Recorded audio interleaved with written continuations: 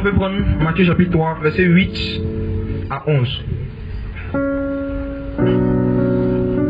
Quelqu'un a le micro pour lire?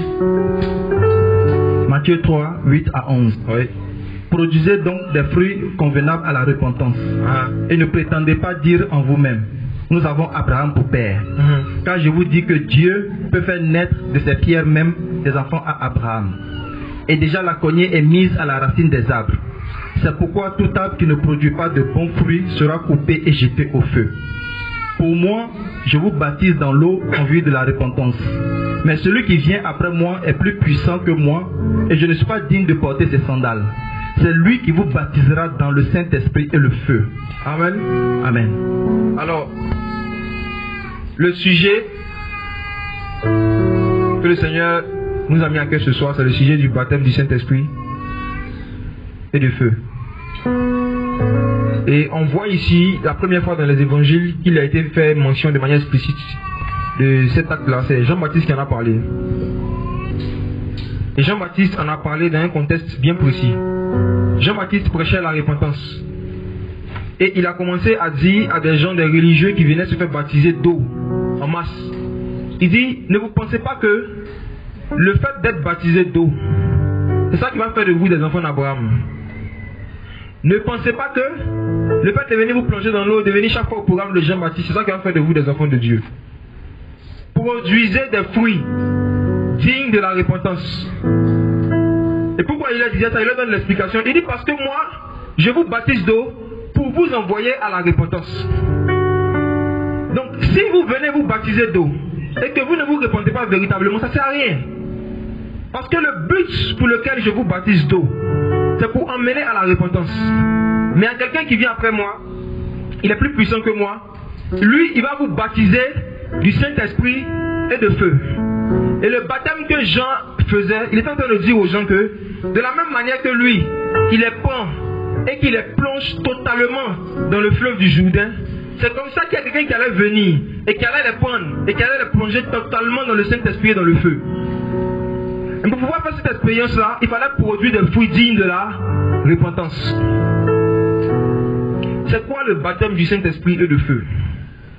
Vous savez, c'est l'un des sujets qui sont devenus un peu tabous dans les milieux qui se disent protestants évangéliques, mais qui véritablement n'ont plus d'intimité avec le Seigneur. La plupart des gens qui se sont convertis ces 5 dernières années, ces 10 dernières années, convertis en griffe, n'ont jamais entendu parler du baptême du Saint-Esprit et de feu. La Bible dit que dans Actes chapitre 19, l'apôtre Paul a rencontré des disciples. Et il a demandé à ses disciples, est-ce que vous avez reçu le Saint-Esprit quand vous avez cru? Et ils ont dit, on n'a jamais entendu parler d'un Saint-Esprit. Et ces gens qu'on appelait disciples, mais qui n'avaient jamais entendu parler d'un Saint-Esprit, il y en a plusieurs ici ce soir. Il y en a plusieurs sûrement chez ceux qui vont nous écouter sur Internet. Beaucoup de gens disent qu'ils sont disciples, mais ils ne connaissent pas le baptême du Saint-Esprit et le feu. La Bible, dans Actes chapitre 18, nous parle d'un homme qui s'appelait Apollos. La Bible dit qu'il enseignait avec exactitude ce qui concerne Jésus-Christ, avec les Écritures. Mais il ne connaissait que le baptême de Jean. En d'autres mots, Apollos ne connaissait pas le baptême du Saint-Esprit et de feu. Apollos vient prendre les Écritures pour te dire que selon les Écritures, voici où le Messie doit naître. Comme les gens ont fait quand Jésus est né. Hérode a appelé des mages qui ont pris les Écritures et qui ont parlé avec exactitude de ce qui concerne Jésus-Christ. Ils ont dit selon les Écritures, le Messie doit naître ici à Bethléem en Judée. Ils connaissaient la prophétie de Michée 5 par cœur, mais ils ne connaissaient pas le baptême du Saint-Esprit et de feu. Et c'était le cas d'Apollos. Il aimait le Seigneur, il aimait Jésus, mais la Bible dit qu'il ne connaissait que le baptême de Jean. En temps, dans Matthieu 3, 11 qu'on vient de lire, Jean avait dit à ceux et celles qui étaient venus se baptiser, il y a quelqu'un qui vient, il vous baptisera du Saint-Esprit et de feu. En d'autres mots, ne vous contentez pas seulement du baptême d'eau, attendez-vous à autre chose. Mais Apollos ne prêchait que le baptême de Jean. Et la Bible dit que Aquilas et Priscille, une femme et son mari, ont décidé de le prendre pour lui expliquer plus exactement la voix du Seigneur. Alors qu'auparavant on disait qu'il prêchait avec exactitude. Fois il y a des niveaux d'exactitude. Apollos connaissait avec exactitude ce qui concernait Christ dans les Écritures. Mais il y a un aspect, une vérité, un aspect de Jésus-Christ que Apollos ne connaissait pas. Donc Aquilas et Priscille, qui n'étaient pas des docteurs, qui n'étaient pas des prédicateurs, mais qui étaient simplement des chrétiens, ont pris le docteur, on lui dit docteur, tu prêches bien, tout ce que tu dis sur Jésus est vrai, c'est exact. Mais quand tu entends parler, tu ne parles que du baptême de Jean. En tant que baptême de Jean, ça ne peut pas envoyer quelqu'un au ciel. Le baptême de Jean-Baptiste, c'était juste pour envoyer les gens à la repentance, pour aplanir le chemin de celui qui baptise du Saint-Esprit et de feu. Donc le fait que tu ne présentes que le baptême de Jean aux gens, le travail n'est pas complet. Et ils lui ont exposé plus exactement la voix du Seigneur. Donc ils lui ont parlé du baptême de Jésus-Christ.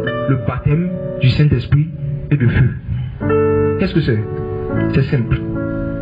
Lorsque Dieu a créé Adam et Ève dans le jardin, le motif pour lequel Dieu les a plantés dans le jardin, c'était pour qu'ils soient ses amis intimes pour toujours.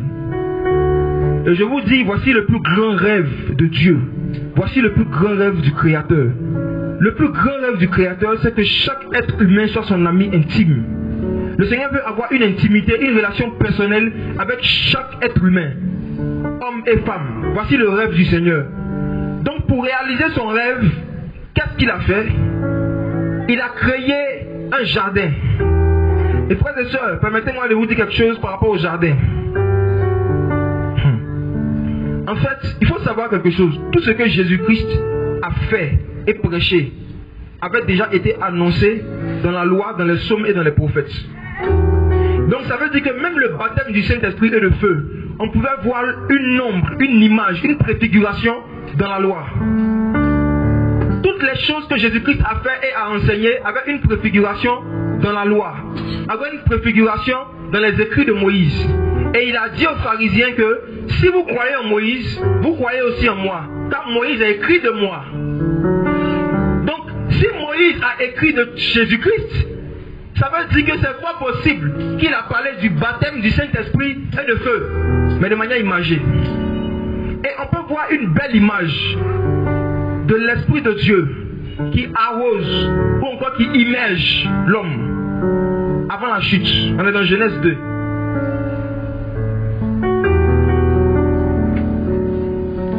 Genèse chapitre 2. On va lire à partir du verset 9. Du moins. Pour gagner du temps, lisons le verset 10. On va s'arrêter là pour parler rapidement. Après, vous pouvez lire jusqu'au verset 14 à la maison. Mais Genèse 2, verset 10. Quelqu'un peut lire? Et un fleuve sortait d'Éden pour arroser le jardin. Et de là, il se divisait en 4 bras. Amen. Voici ici une image du Saint-Esprit, de l'Esprit de Dieu, qui sort de Dieu pour aller arroser l'homme, pour aller vers l'homme. De quoi il s'agit? Chrétiens, chrétiennes, ne confondez pas Éden et le jardin d'Éden. Éden est différent du jardin d'Éden. Le jardin d'Éden, c'était un jardin qui était en Éden, selon les Écritures. Mais Éden, c'était un être. Éden, c'est Jésus-Christ. Éden, c'est Dieu. Éden, c'est le Créateur. Éden, ce n'est pas un endroit géographiquement localisable. Éden, ce n'est pas un lieu où un homme peut se lever et puis aller. Personne ne peut venir à Éden si le Père ne l'attire. Parce que Éden n'est pas un endroit visible, c'est un endroit invisible. Et cet endroit-là, c'est la présence de Dieu lui-même. Et Éden était un endroit invisible. Et de cet endroit invisible, il y avait une seule partie qui était visible, c'était le jardin d'Éden. Et la Bible dit que Dieu a créé l'homme, et Dieu a pris l'homme et il l'a mis dans le jardin d'Éden. Donc même Adam, il ne connaissait pas Éden, il connaissait seulement le jardin. Alléluia. Amen. Même depuis la création de l'homme, on connaît en partie. Adam ne connaissait que le jardin. C'est dedans qu'il a été mis, il n'a pas connu autre chose. Mais il ne connaissait pas Éden. Éden, c'est un autre nom de notre Créateur. Ça veut dire délice. Ça veut dire plaisir. Fais de Yahweh tes délices. Et il te donnera ce que ton cœur désire. Délice, c'est un autre nom de notre Créateur. Donc Éden, ce n'est pas un lieu. C'est une personne. C'est Christ. C'est Dieu. C'est Dieu.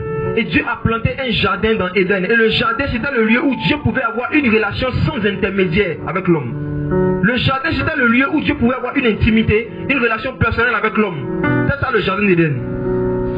Et on va lire un passage, regardez ce détail.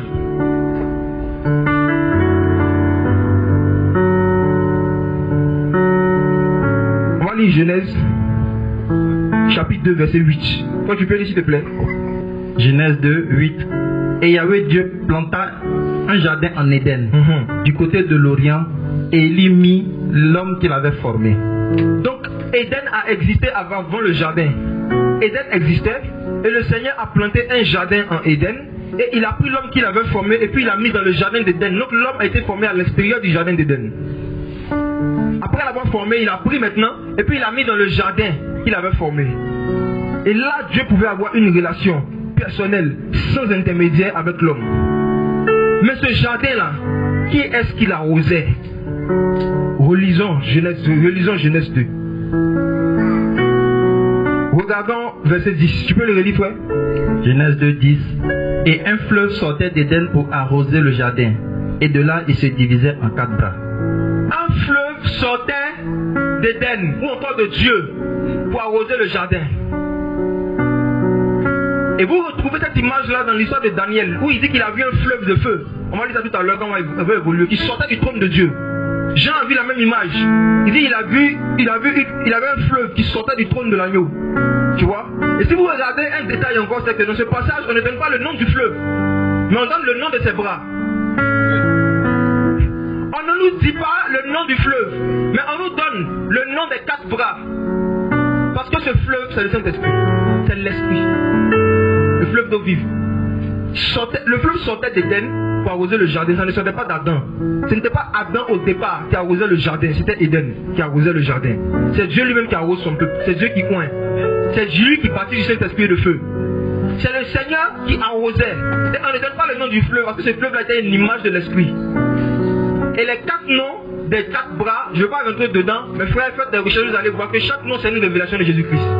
Ça parle des 4 aspects principaux de Christ qui arrosait le jardin. Les 4 évangiles aussi. Vous voyez? Donc, l'homme pêche. Et qu'est-ce qui se passe? Le Seigneur chasse l'homme du jardin d'Éden. Le Seigneur chasse l'homme du jardin. Et c'est après le péché de l'homme, après le péché de l'humanité, que la notion ou encore les préfigurations évidentes du baptême du Saint-Esprit et de feu ont commencé à apparaître dans les Écritures. Avant le péché, on ne parlait pas du baptême du Saint-Esprit et de feu. On nous parlait juste du fait d'être arrosé. Amen. C'est pour cela que Jésus-Christ a dit dans Jean 16 que celui qui va croire en lui, qui va recevoir l'Esprit là, les fleuves d'eau vive vont couler de son sein, vont l'arroser. Quand tu es déjà dans l'intimité avec Dieu, les fleuves, c'est pour t'arroser simplement. Mais, quand tu n'es pas encore dans l'intimité avec Dieu, le fleuve, c'est pour te baptiser. Donc, l'homme est chassé du jardin d'Éden. Et frère, regardez, depuis lors, à cause du péché, regardez une vérité, regardez comment les Écritures sont merveilleuses. Regardez verset 24 de Genèse 3. Voici la première image claire et évidente du fait que celui qui ne passe pas par le feu ne peut pas rentrer de nouveau en relation personnelle avec Dieu. Genèse 3, verset 24. Verset 23 à 24. Toi, tu peux lire s'il te plaît. Et Yahweh Dieu le chassa du jardin d'Éden pour qu'il cultive la terre d'où il a été pris. C'est ainsi qu'il chassa l'homme et il y mit à l'orient du jardin des chérubins et la flamme de l'épée qui tournaient ça et là pour garder le chemin de l'arbre de vie. Tu peux relire le verset 24 s'il te plaît. C'est ainsi qu'il chassa l'homme et il y mit à l'orient du jardin d'Éden des chérubins et la flamme de l'épée qui tournoyait ça et là pour garder le chemin de l'arbre de vie. Vous pouvez regarder quelque chose. Dieu chasse l'homme du jardin. Et vous savez, dans les dessins animés qu'on a regardés d'Adam et Ève, ou bien dans les livres, les Bibles pour enfants, on voit qu'il y a 2 anges qui sont arrêtés à l'entrée du jardin avec 2 épées, n'est-ce pas? C'est ça? Qui a déjà vu cette image? 2 anges avec 2 épées. Cette image est fausse, selon ce passage. On ne nous donne pas le nombre d'anges. Lisez bien, on dit des chérubins. Qui dans sa version, ils ont mis 2 anges, 2 chérubins. On ne sait pas ils sont combien. On ne sait pas. Ils pouvaient être 10, ils pouvaient être 15, ils pouvaient être 2. L'Écriture n'a pas précisé. C'est comme cette histoire des mages. Quand on dit Jésus est né, on dit les 3 rois mages. C'est pas biblique, hein. On n'a pas donné le nom des mages. On dit les mages. On ne sait pas, ils pouvaient être 15. On ne sait pas. Donc cette image là est fausse. Déjà à cause du nombre d'anges. Mais ce qui rend cette image fausse, c'est le fait qu'il y a 2 épées. Lisez bien, relisez le dernier verset. Il y a combien d'épées qui gardent le jardin? Une seule épée. Même s'ils sont 1000 anges, il y avait combien d'épées? Une seule épée. Et cette épée-là, la Bible dit que c'était une flamme de feu. Et c'est ça qui était à la porte. Donc quelqu'un ne pouvait pas passer par la porte sans passer par le feu. Celui qui voulait aller toucher la vie devait forcément passer par le feu. Le Seigneur a planté là une image très forte pour dire il y a une seule épée et il y a un seul feu. C'est pour cela que Jésus-Christ aujourd'hui en tant que l'arbre de vie, personne ne peut avoir de relation intime avec lui s'il n'a pas touché l'épée de feu. Cette épée c'est l'évangile, c'est la parole. Il y a une seule épée, il y a un seul évangile. Un seul évangile, un seul feu. Il n'y a pas deux feux, il n'y a pas deux types d'onction. Une seule onction, un seul feu, un seul Seigneur, un seul Dieu, une seule épée. Et donc même si Adam et Ève voulaient revenir avoir une relation avec la vie, il fallait d'abord qu'ils passent par le feu. Donc voici une image que Dieu a mis. C'est une image qui préfigurait le baptême du Saint-Esprit de feu. Pour dire que tout il a mis ce feu-là pour empêcher l'homme de toucher la vie. Pour empêcher l'homme d'avoir accès à la vie directement, sans intermédiaire. Et regardez ce qui prouve que Éden, ce n'est pas un endroit physique. Aujourd'hui, c'est situé où? On ne sait pas. Les scientifiques cherchent, ils cherchent. Je les encourage, que Dieu les fortifie. Ils sont en train de chercher quelque chose qui n'est pas visible. Ils cherchent le Saint-Esprit en fait, ils ne savent pas. Éden a disparu. Même le jardin, on ne sait pas où c'est. Parce que le jardin était dans Éden. Éden aujourd'hui c'est un endroit que personne ne peut retrouver parce que c'était spirituel. Éden c'était une présence, une atmosphère. Cette atmosphère, à cause du péché, l'homme était privé de cela. Tout son péché, privé de la gloire de Dieu. Et qu'est-ce qui se passe après cela? Qu'est-ce qu'on voit? On voit que le feu, la première fois qu'on en parle de manière claire, c'est dans ce verset-là. Le feu maintenant est devenu un instrument indispensable à la survie de l'homme sur la terre. L'homme charnel, l'homme physique ne peut pas vivre sans le feu. Tu peux avoir de la viande, mais si tu n'as pas le feu, est-ce que tu pourras manger? Quand l'hiver arrive et que tu as froid, tu as besoin de te réchauffer, tu as besoin du feu. Donc après la chute de l'homme là, le feu physique, un vrai feu que vous connaissez, c'est devenu un élément sans lequel l'homme ne peut pas survivre sur terre. Et c'était encore là une image pour dire que si quelqu'un veut marcher aussi dans le monde spirituel avec Jésus, il ne peut pas survivre sans le feu. Même s'il y a la bonne viande, quand il n'y a pas le feu, le goût est bizarre. N'est-ce pas? Le feu sert à rendre les aliments agréables. Le feu sert à réchauffer l'homme. Pour ne pas que le froid le tue. Le feu aussi servait à éclairer, frère. S'il n'y avait pas le feu, les hommes avant allaient se faire agresser chaque fois par les bêtes sauvages. Le feu empêchait les bêtes sauvages de foncer sur l'homme. Le feu était devenu un élément sans lequel l'homme ne pouvait pas vivre. Alors qu'auparavant, avant la chute, Adam, il mangeait, il vivait, mais il y avait un autre feu. Ce n'était pas un feu qu'on ne pouvait pas voir comme aujourd'hui. À l'époque, c'était visible, comme ce que les enfants d'Israël ont vécu. Adam et Ève connaissaient le feu. Donc, ils ont commencé à chercher des moyens de faire du feu. Faites de la recherche, vous allez voir. Comment est-ce que le feu a été découvert? Pourquoi est-ce que les hommes cherchaient le feu? Le feu, on ne peut pas vivre sans feu. C'est pas possible. On ne peut pas. Et à l'époque, il n'y avait pas d'électricité. S'il n'y a pas le feu, tu ne peux même pas lire. Et c'est comme ça, c'était une image. Ce qui se passe physiquement est une réalité des choses spirituelles. Ça représente des choses spirituelles.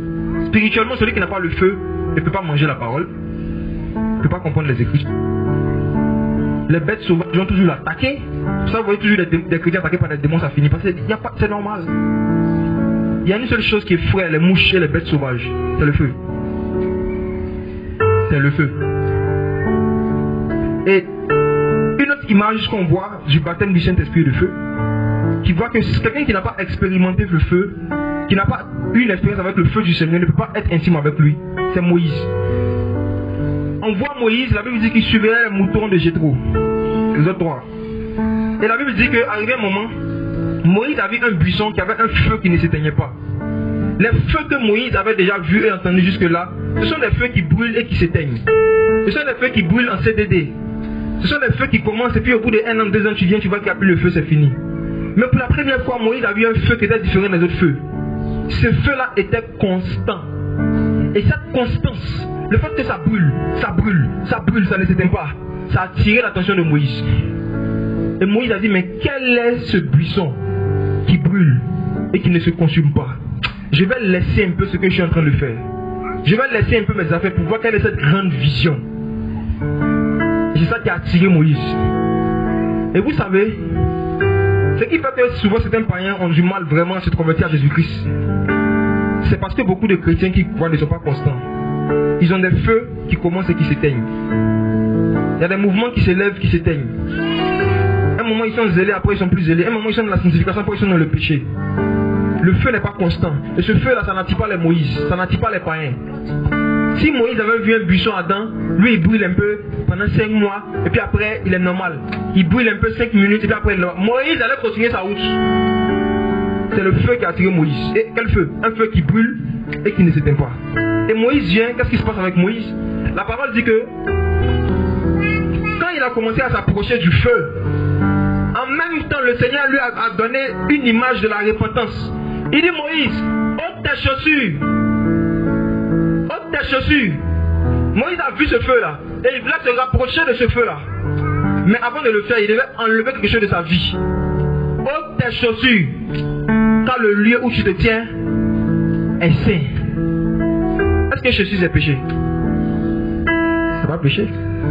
Ok. Donc imaginez un Dieu qui est capable de dire à quelqu'un d'enlever quelque chose de sa vie qui n'est pas un péché pour pouvoir être avec son feu. Et par rapport au péché, qu'est-ce qu'il va dire? Ce qui n'est pas péché devient péché quand il y a le feu de Dieu. Il y a des choses dans ta vie que tu vois comme normales. Quand tu vas recevoir le feu du Saint-Esprit, c'est pas un homme qui va te dire. Il y a des choses que tu vas commencer à ôter de ta vie. Parce que tu vas sentir que tu es mal à l'aise. Et c'est le feu de Dieu qui fait ça, parce que c'est le feu de la sainteté. C'est le feu de la sainteté. Et la Bible dit que Dieu a apparu à Moïse dans un buisson, dans une flamme de feu. Dieu s'est révélé à Moïse en tant que le feu. Mais quel feu? Le feu qui dit ôte tes chaussures. Si Moïse n'avait pas enlevé ses chaussures, il n'allait pas pouvoir continuer cette expérience qu'il voulait avoir avec Dieu. Et je vous dis, il y a beaucoup de chrétiens qui veulent vivre le baptême du Saint-Esprit de feu. Quand il dit chrétien, il parle de croyants. Il y a beaucoup de croyants qui souhaiteraient vivre cette expérience, mais ils ne veulent pas enlever leurs chaussures. Lorsque la parole vient pour pointer un péché dans leur vie, lorsque la parole vient pour pointer quelque chose dans leur vie qui ne glorifie pas Dieu, ils ne veulent pas se repentir, mais ils veulent le feu. Ce n'est pas possible. Ce n'est pas possible.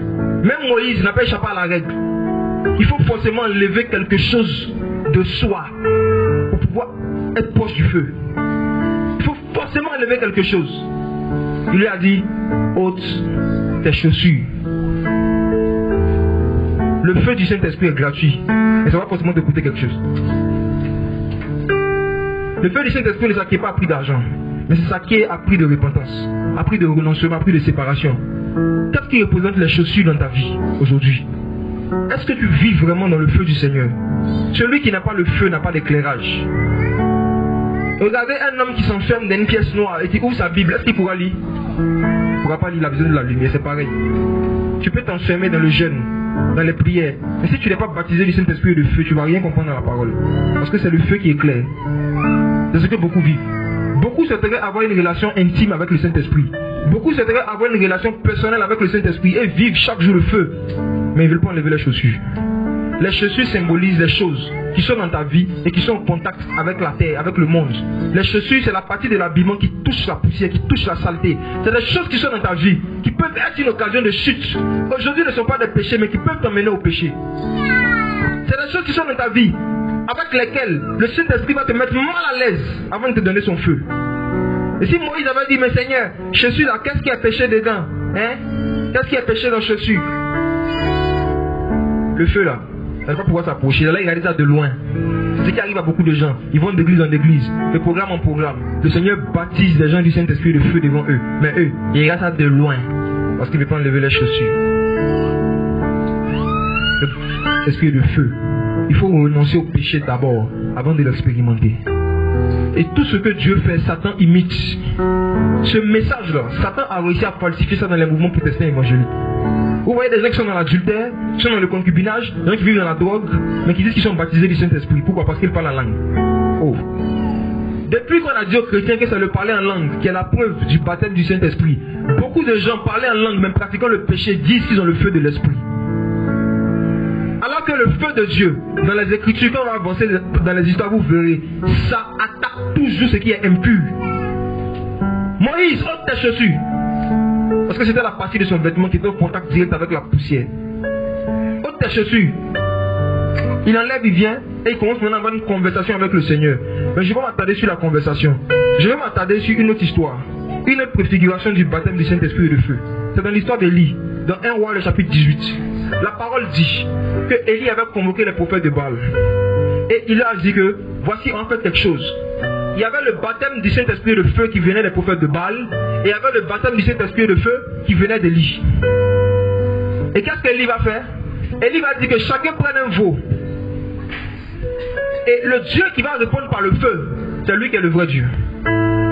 Si Élie dit ça aux gens, c'est que lui-même, il a connu Dieu comment? Comme étant le feu. Il sait que là où il y a Dieu, là où il y a vraiment le Créateur, il y a le feu. Donc il dit, comme vous dites à Israël que c'est vous qui avez le vrai Dieu, ben rassemblez-vous, invoquez votre Dieu. Le Dieu qui va répondre par le feu, c'est lui qui sera le vrai Dieu. Et la Bible dit qu'ils se sont mis de leur côté. Les prophètes de Baal ont commencé. Ils ont commencé à faire des danses. On va voir quelque chose. Regardez, une belle image. Quand des chaînes d'esprit, c'est pas musique. 1 Roi 18. À partir du verset, pour gagner du temps, l'histoire commence à partir du verset 20. Mais allons-y, à partir du verset 26. 1 Roi 18, 26. Il prit donc un veau qu'on leur donna. Ils l'apprêtèrent et ils invoquèrent le nom de Baal depuis le matin jusqu'à midi, en disant, Baal, exauce-nous. Mais il n'y avait ni voix ni réponse. Ils sautaient devant l'autel qu'ils avaient fait. Ils faisaient quoi? Ils sautaient. Il n'y avait pas de réponse, mais ils sautent. Comme chaque dimanche dans beaucoup de coins. Les gens prient, ils ne sont pas exaucés. Ils prient, Dieu ne leur répond pas, mais ils sautent. Qu'est-ce qui les faisait sauter? C'est parce qu'ils dansaient. C'était des danses. Il y avait la bonne musique, mais il n'y avait pas le feu. Il y avait la bonne musique, mais Dieu ne répondait pas aux prières. C'est quel Dieu ça? Pourquoi est-ce que les gens qui vont chez les féticheurs, chez les marabouts sont encouragés? Parce que quand ils vont chez exaucer de temps à autre, là-bas, moi, il y a exaucement. Église de Côte d'Ivoire. Vous priez pour des démoniaques, le Seigneur ne délivre pas. Vous priez pour des conversions, personne ne se convertit. Vous priez pour des malades, il n'y a jamais de guérison. Et vous continuez de sauter. Vous faites des balles. Ils sautent. Il n'y a pas de feu, mais on saute. On continue les activités. Ils sont agités. Mais il n'y avait rien. Dieu ne répondait pas aux prières. Et regardons la suite. Verset 27. À midi, Élie se moqua d'eux et dit, criez à haute voix, puisqu'il est Dieu. Il est en méditation, ou il est occupé, ou il est en voyage. Peut-être qu'il dort et se réveillera. Peut-être qu'il dort et il se réveillera. Vous voyez ce qu'il est en train de dire? Il dit, votre Dieu là, peut-être il est en voyage. C'est un touriste. Il est en mission. Peut-être il dort. Il dit, criez encore, pas plus de bruit. Vous pensez que c'est le bruit qui a évoqué moi le feu? Faites du bruit, continuez. Faites plus de bruit. Peut-être qu'il est mort, il va ressusciter. Il y a un seul qui est mort et qui est ressuscité, c'est Jésus-Christ. Peut-être qu'il dort, il se réveillera. Peut-être, c'est impossible. Tous les dieux qui sont adorés partout, qui est mort? Qui a pris une forme humaine, qui est venue mourir, qui est ressuscité? Qui? C'est Jésus-Christ seul. Donc Élie savait qu'ils n'invoquaient pas l'esprit de Christ, donc il n'y avait rien à voir. Parce que le feu, c'est la puissance de la résurrection. Et c'est pour cela que tant que Jésus-Christ n'était pas mort et réveillé, personne n'avait été baptisé du Saint-Esprit et de feu. Mais le Seigneur donnait des images pour dire à son peuple que l'une des manières dont ils vont le reconnaître, c'est par le feu. Et tout à l'heure, on va essayer de définir encore plus le feu. C'est quoi? Regardons la suite de l'histoire pour le moment. Verset 29. Lorsque midi fut passé et qu'ils eurent fait les prophètes jusqu'au temps où l'on offre l'offrande, sans qu'il y ait eu ni voix ni réponse, ni signe d'attention. Élie dit alors à tout le peuple, approchez-vous de moi. Et tout le peuple s'approcha de lui. Il répara l'autel de Yahweh qui avait été renversé. Voici une image de la repentance. Qui avait renversé l'autel du Seigneur?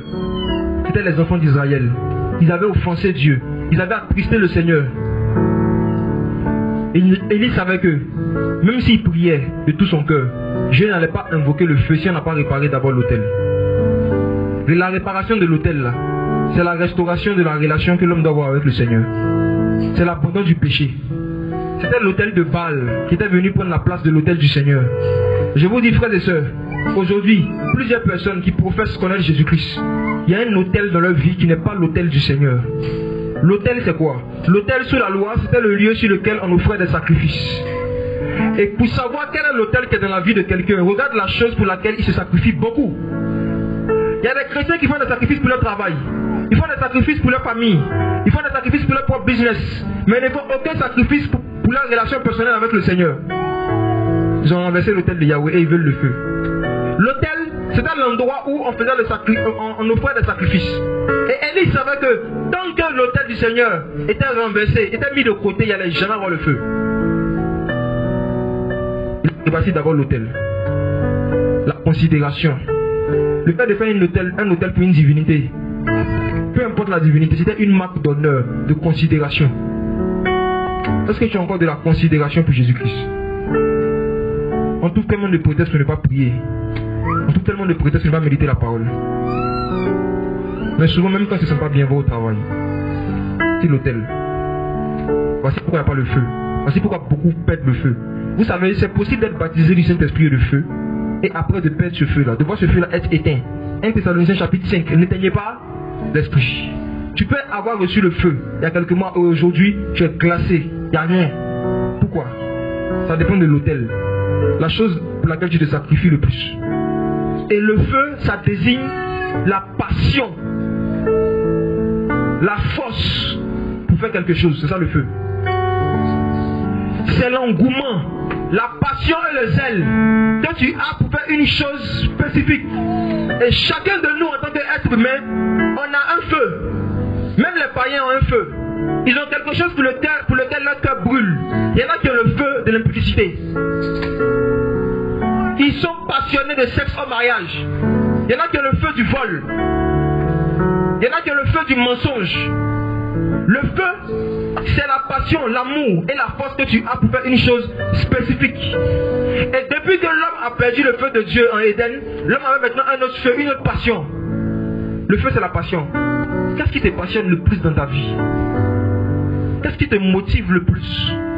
C'est quoi qui suscite ton zèle et qui peut te faire des sacrifices le plus? Le feu du Seigneur, c'est la passion, le zèle et la considération qu'on a pour les choses de Dieu. Pour la relation d'abord avec le Seigneur et pour les autres choses, le feu. Et je vous dis, sans ça, sans feu, tu ne peux pas marcher avec le Seigneur. Quelqu'un qui n'a pas une passion dans son cœur pour Jésus et qui veut se forcer à avoir une relation avec lui, c'est comme quelqu'un qui n'a pas fait d'études en chirurgie et puis on lui met quelqu'un qui a le cancer, on dit qu'il faut l'opérer. Il va faire des dégâts.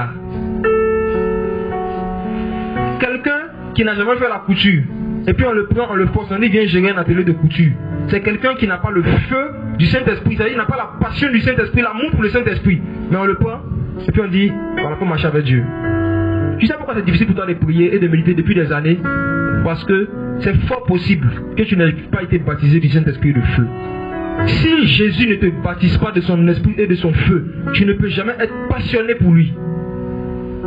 Il nous baptise du Saint-Esprit et de feu pour restaurer dans nos cœurs l'amour, la passion et la considération pour Dieu que Adam a perdu. Tous ceux qui ont le feu commencent à s'intéresser, à s'affectionner aux choses d'en haut et non à celles qui sont sur la terre. Le baptême du Saint-Esprit et de feu sert à faire de nous des amis de Dieu. Dieu nous baptise du Saint-Esprit et de feu pour qu'on soit amoureux de lui. Voici le but du baptême du Saint-Esprit et de feu. C'est pour qu'on soit passionné pour Dieu. Pour qu'on soit amoureux du Seigneur. Et je vous dis, nous, dans nos propres forces, on ne peut pas aimer Dieu. Le cœur humain qu'on a, le cœur naturel, le cœur charnel, le cœur d'un pécheur ne peut pas aimer Dieu. C'est pour cela qu'à chaque fois qu'il y a des chrétiens, ils voient certains de leurs amis païens. Ils disent celle-là, c'est vrai qu'elle vit dans le péché, mais elle aime Dieu. Le Seigneur dit, celui qui m'aime, qui garde mes commandements. Qui peut garder les commandements de Jésus-Christ s'il n'est pas baptisé de son esprit? On ne peut pas aimer Dieu s'il ne nous baptise pas du Saint-Esprit et de feu. Et même après avoir été baptisé du Saint-Esprit et de feu, si nous n'entretenons pas le feu de l'Esprit, on ne va plus aimer Dieu. On va commencer à plus s'affectionner aux choses du monde, aux choses de la chair, On va plus commencer à s'affectionner aux choses de la terre que les choses d'en haut. Et frères et sœurs, ce sujet est très important. Est-ce que actuellement tu as encore le feu du Saint-Esprit? Si tu n'as jamais été vraiment passionné, amoureux du Seigneur, au point où tu as abandonné toute ta vie de péché pour marcher avec Dieu, tu n'as jamais été baptisé du Saint-Esprit et de feu. Il y en a qui n'ont jamais vécu cette expérience. Il y en a qui ont grandi dans des communautés religieuses où tout le monde aime Dieu. En griffe. Et on pense que l'amour de Dieu, c'est quelqu'un qui chante, qui aime chanter pour Dieu, quelqu'un qui aime jouer aux instruments, quelqu'un qui va évangéliser, quelqu'un qui va s'occuper des pauvres. Ce n'est pas ça la manifestation de l'amour de Dieu selon le Seigneur lui-même. Ce n'est pas cela. Dieu considère que tu l'aimes lorsque tu dis non au péché, lorsque tu gardes ses commandements, lorsque tu fais tout pour rebâtir l'autel, la relation, la communion, l'intimité que tu as avec lui. Quand Dieu voit que tu t'organises, tu te bats, tu te débats pour garder ta vie de prière, pour garder ta vie de sanctification, il dit voici quelqu'un qui m'aime. Frères et sœurs, est-ce que tu aimes encore Jésus? Personne ne peut marcher avec Christ, avec le Seigneur, s'il n'a pas reçu son feu pour l'aimer. Et c'est pour cela que quand Jésus a ressuscité, il voulait voir si Pierre avait toujours le feu. Il dit Pierre, m'aimes-tu? Il n'a pas dit Pierre, est-ce que tu arrives à prier? Pierre, est-ce que tu lis l'évangélisation? Pierre, est-ce que tu t'occupes des orphelins? Pierre, aimes-tu? Je vous dis frère, les apôtres même avaient reçu le feu avant d'avoir reçu l'Esprit de Dieu. Le Seigneur lui a donné une passion pour lui avant de lui donner son esprit. C'est pour cela que sur le chemin de Maïs, lorsqu'il a parlé à ses deux disciples qui n'avaient pas le Saint-Esprit, ils ont dit, est-ce que notre cœur ne brûlait-il pas au-dedans de nous pendant qu'il nous expliquait les Écritures? C'est comme ça qu'ils reconnaissaient Jésus. C'est que quand il marchait avec lui, à chaque fois qu'il expliquait les Écritures, il y avait le feu, la passion, l'amour dans leur cœur qui se réveillait. Comment est-ce que ton cœur réagit quand tu entends la parole? Si ton cœur est normal, tu ne sens rien dans ton cœur, tu n'as pas le feu. Et c'est fort possible même peut-être que tu n'aies pas le Saint-Esprit.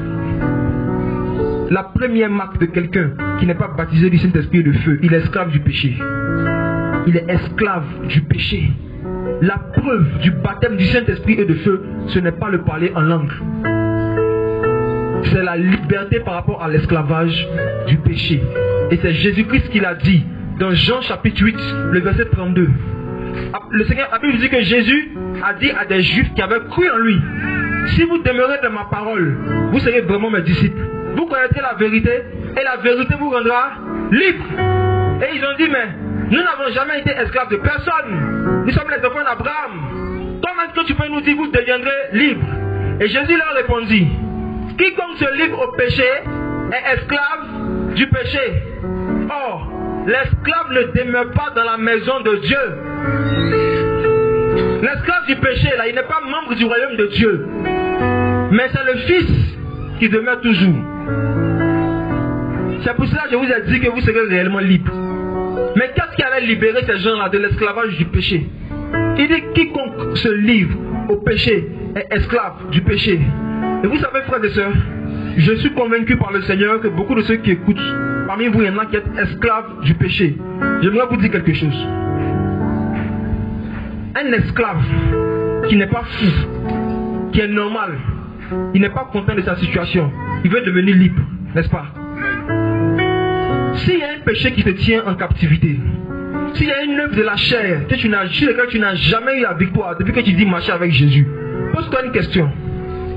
Est-ce que dans ton cœur, il y a déjà eu un jour le désir de devenir libre? Parce qu'il y a des, quand tu es esclave, il y a des maîtres qui donnent tellement d'avantages à leurs esclaves que les esclaves finissent par aimer l'esclavage. Ils aiment le maître. Même sous la loi, le Seigneur disait qu'il allait avoir un temps où celui qui est un esclave doit le relâcher. Mais si l'esclave dit qu'il veut rester avec son maître, on met un signe sur lui. Et puis il reste avec son maître. Donc même sous la loi, il y avait la possibilité de rester esclave, malgré que tu as la possibilité de devenir libre. Parce qu'il y a des esclaves qui finissent par aimer le maître et trouver que leur situation d'esclavage est normale. Il y a des filles, la première fois qu'elles ont eu des attouchements, un flirt avec des garçons, elles se sont senties mal. Mais à force de le faire, c'est devenu normal. Le mal devient normal lorsqu'on s'accoutume à cela. Et une telle personne, comment tu peux lui dire que Jésus veut la rendre libre? Est-ce qu'on peut libérer un esclave qui est content de son esclavage? Si quelqu'un a un iPhone dans sa main, et je lui dis, frère, je suis venu te libérer. Il dit, ah bon, de quoi? Il dit, de ton iPhone. Quelle sera sa réaction? Il va être triste. On ne peut pas délivrer quelqu'un de quelque chose qu'il aime.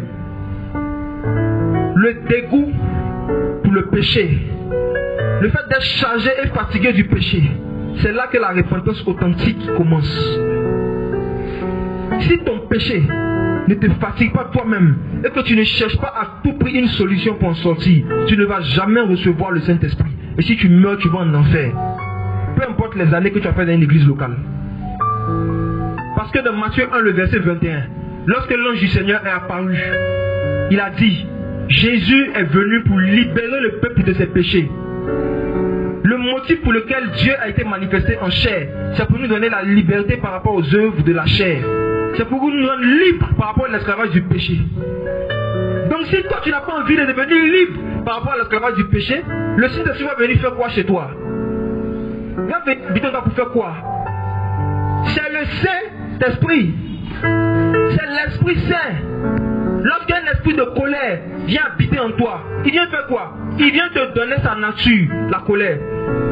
Lorsqu'un esprit de dispute vient habiter en toi, il vient te donner sa nature. C'est pour ça qu'il est venu. Lorsqu'un esprit de séduction vient habiter en toi, il vient te donner sa nature, la séduction. Maintenant, si l'Esprit Saint veut venir habiter en toi, ça veut te donner quoi? Parler en langue. Sainteté, frère.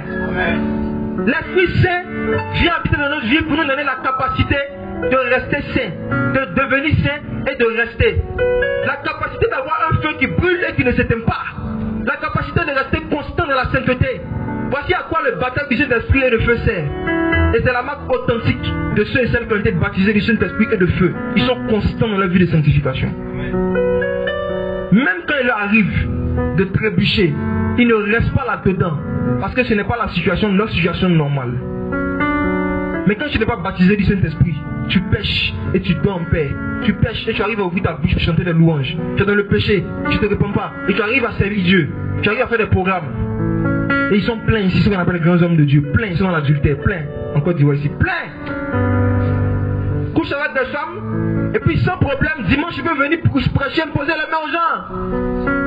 Et il vous donne un feu étranger. Le feu de l'impureté.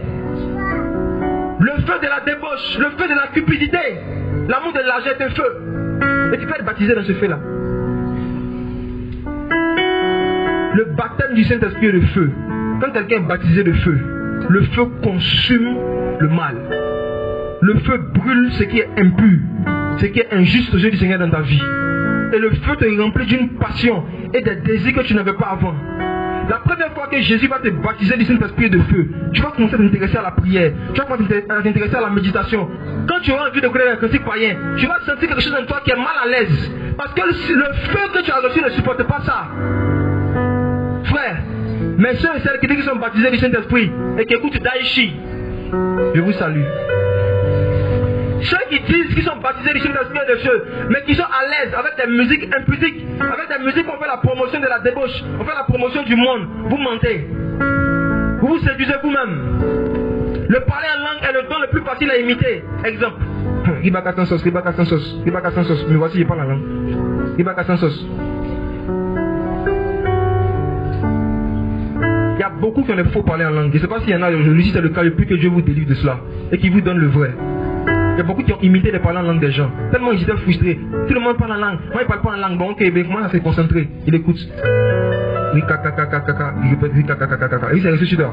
Tu t'es amusé au début, hein? C'est des vrai. Il y a plusieurs.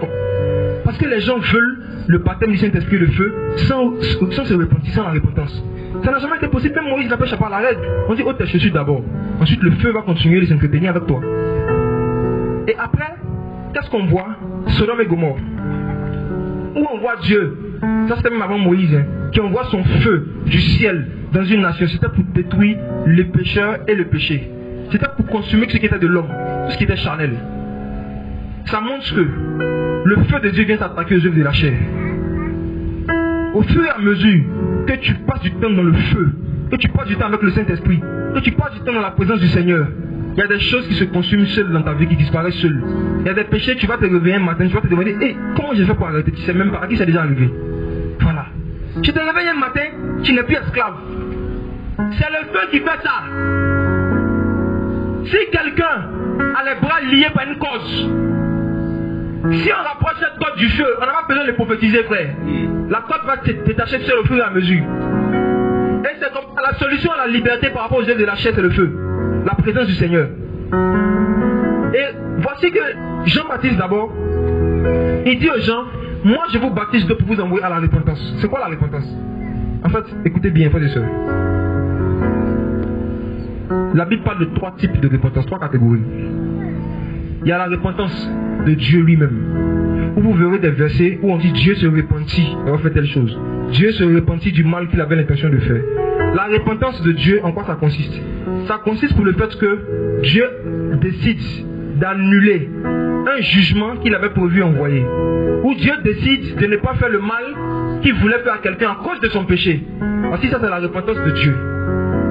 Maintenant, il y a un autre type de repentance, la repentance de Judas Iscariote. De quoi il s'agit? La parole dit que lorsque Judas a trahi le Seigneur, il se repentit. Il a regretté ce qu'il a fait. Il a confessé son péché.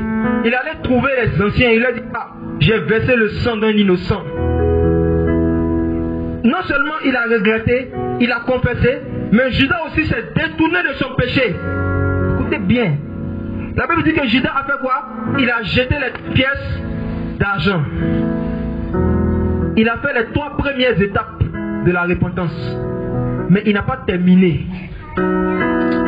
Regretter, confesser, se détourner. Judas a fait ça. Mais après il allait se suicider. La repentance qui peut te donner accès au baptême du Saint-Esprit et de feu, c'est lorsque tu regrettes, tu confesses, tu abandonnes. Ça c'est le début. Mais la Bible dit que la fin d'une chose vaut mieux que son commencement. Et Judas n'a pas fini sa repentance et il est mort.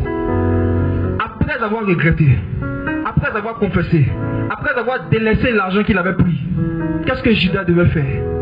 Il devait aller en Éden. Mais il allait à Keldama. Il devait chercher la présence du Saint-Esprit. Il a fait toutes ces choses. Mais finalement, il s'est suicidé.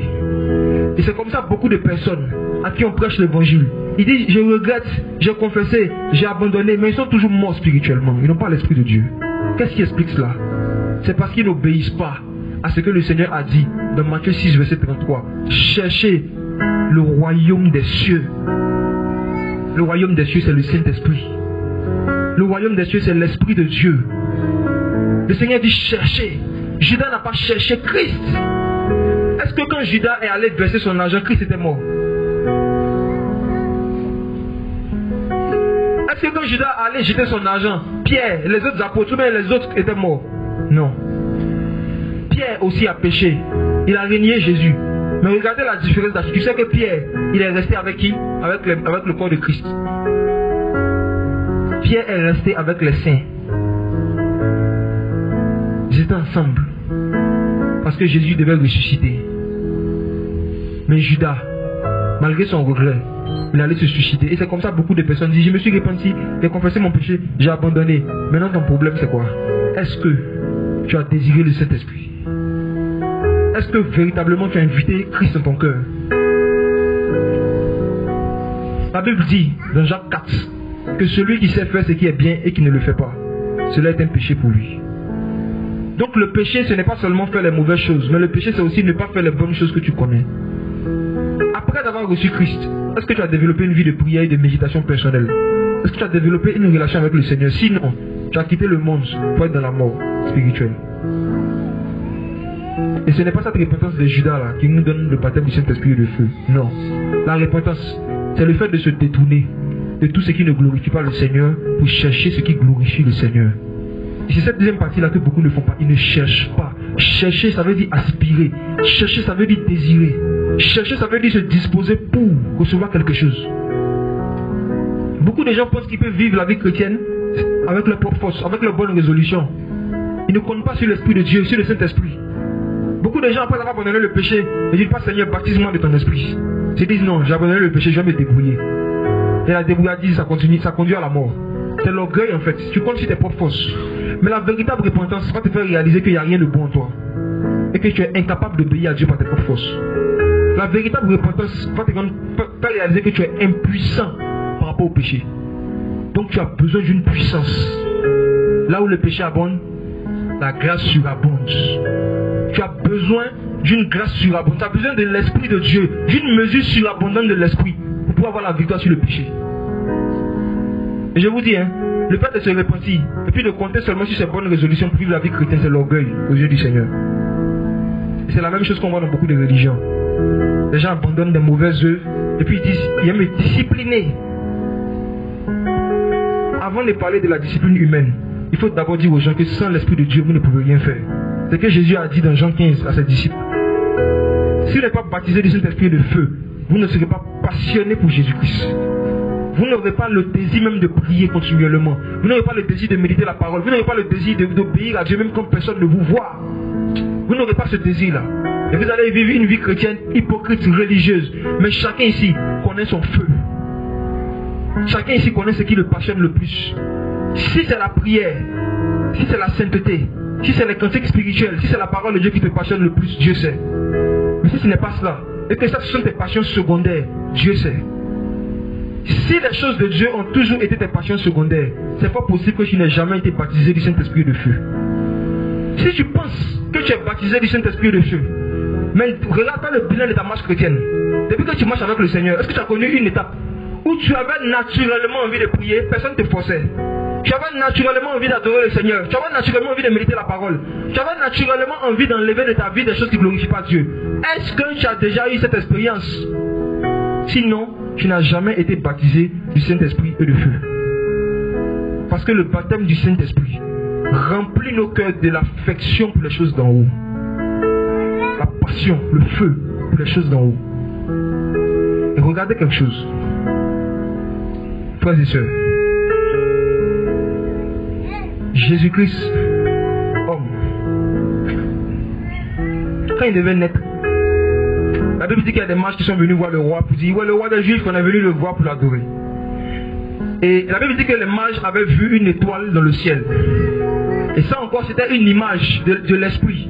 Pour dire quoi? Sans le Saint-Esprit, tu ne peux pas expérimenter la présence de Jésus. Ils savaient que Jésus est né. Maintenant, comment faire pour rentrer en contact personnel avec lui? Ils avaient besoin d'être conduits par l'étoile. Mais il y avait un autre groupe d'intellectuels, et ils pourraient prendre les Écritures pour dire, selon la Bible, il est écrit que Jésus, sa présence là, ça y est à Bethléem en Judée. Ils pouvaient dire où était Jésus selon les Écritures, mais ils ne pouvaient pas conduire les gens dans la présence de Jésus. Donc Hérode leur a dit, où est-ce que cet enfant-là dort? Moi je veux savoir. Mais ceux qui n'avaient pas de l'expérience avec l'esprit étaient limités. Il faut prendre un verset pour dire non, selon les Écritures, il doit naître à Bethléem en Judée. Oui, mais dans quelle maison? Bethléem est grand. Où on peut trouver Christ, on peut toucher Christ? C'était la question. Mais des gens qui ne connaissaient pas les Écritures, ils suivaient quoi? L'étoile. Et si vous regardez, quand Israël est sorti d'Égypte, la nuit, qu'est-ce qui les conduisait? Le feu. La Bible dit que Dieu prenait une forme de feu et il suivait le feu. Si tu demandais à Moïse, Canaan, il faut m'indiquer c'est où précisément. Moïse va te dire quoi? Je ne sais pas. Je ne sais pas où je m'en vais, mais je sais qui je suis. Je connais celui que je suis. Il ne peut jamais nous égarer. Je ne sais pas exactement où il m'envoie, mais je sais qui m'envoie. Et dans Hébreux 11, la Bible dit qu'Abraham, lorsqu'il a quitté sa terre, il partait sans savoir où il allait. Je vous dis, la vie chrétienne, c'est comme ça. Si Jésus vous baptise de son esprit et de son feu, vous ne pouvez pas vous imaginer où il veut vous envoyer. C'est-à-dire, dans votre marche avec le Seigneur, jusqu'où Jésus peut vous envoyer, vous imaginez pas. Il suffit juste d'être conduit par l'esprit. Il faut toujours suivre le Saint-Esprit. Où Dieu veut vous envoyer, vous imaginez pas. Il ne faut pas vous imaginer. Moi, des choses que ma communion avec le Seigneur me coûte aujourd'hui, si on m'avait dit ça il y a 8 ans, il y a 10 ans, c'est pas sûr que peut-être qu'il allait faire comme ça. Si les enfants d'Israël savaient qu'ils allaient se battre avec les Philistins, avec les Jébusiens, tous ces combats qu'ils ont eu dans le désert, s'ils savaient, peut-être qu'ils n'auraient pas voulu sortir d'Égypte. Mais lorsque tu reçois le feu du Seigneur, Il te conduit, il te dit juste suis-moi. C'est tout. Et le feu a conduit les gens où? Dans le désert. Je vous dis, frères et sœurs, lorsque tu es baptisé du Saint-Esprit de feu, tu ressens souvent des envies de t'isoler. Tu ressens des envies de t'isoler. Tu ressens des envies de rester seul avec le Père. De rester seul avec ton Seigneur. Il y a des gens qui disent qu'ils ont l'Esprit de Dieu. Mais c'est les prières de groupe seulement ils aiment. Ils prient jamais seul. Ça n'arrive jamais. Hein. Eux seuls être à la maison comme ça. Et puis d'avoir envie de se mettre là pour prier. Tu n'as pas le Saint-Esprit. Vos pasteurs ne vous disent pas la vérité parce qu'ils ont peur que vous ne payez pas la dîme. Tu n'as pas le Saint-Esprit. Si à chaque fois que tu dois prier, il faut que le pasteur vienne, tu as un problème de Saint-Esprit. Il y a des gens comme ça, je vous dis. Beaucoup de bergers sont en train de conduire des brebis dans le lac de feu. Parce que celui qui n'a pas le feu du Saint-Esprit va finir dans le lac de feu. Celui qui suit un homme, un être humain, et qui ne suit pas l'Esprit, qui ne suit pas le Saint-Esprit, le jour où l'homme s'égare, ou bien le jour où l'homme va dans le feu, tu iras avec lui. Le jour où lui, il ne va plus avoir de communion avec le Seigneur, de vie de prière, de vie de méditation, tu n'en auras plus aussi. Le jour où lui va commencer à jouer avec le sexe, tu vas le suivre aussi. Et c'est ce qu'on voit dans beaucoup de communautés. Très peu sont ceux qui sont conduits par l'Esprit. Il y en a qui sont conduits par les dénominations. Il y en a qui sont conduits par des prophètes. Il y en a qui sont conduits par des hommes. Mais la Bible dit, ceux qui sont conduits par l'Esprit sont fils de Dieu. Et l'Esprit, quand il vient, il nous conduit où? Dans toute la vérité, c'est-à-dire dans les Écritures, dans la parole. Quand l'Esprit vient, il va te dire toujours, suis la parole. Même si je mets des conducteurs devant toi, vérifie toujours que ce qu'il te donne, c'est conforme à la parole. La parole. Et je vous dis, frères et sœurs, le Saint-Esprit, l'Esprit de Dieu, sans lui, on ne peut rien faire. On va faire des choses dans la chair, on va forcer. Quand on n'est pas en communion avec le Saint-Esprit, avec son feu, on force. Et on n'obéit pas à Dieu avec plaisir, on n'est pas passionné. Le rôle du baptême du Saint-Esprit, c'est de venir prendre Éden, c'est-à-dire les délices, et mettre ça en nous. Et regardons, pourquoi est-ce que dans les Écritures, le Seigneur avait beaucoup comparé son esprit à un fleuve. Allons dans Daniel chapitre 7.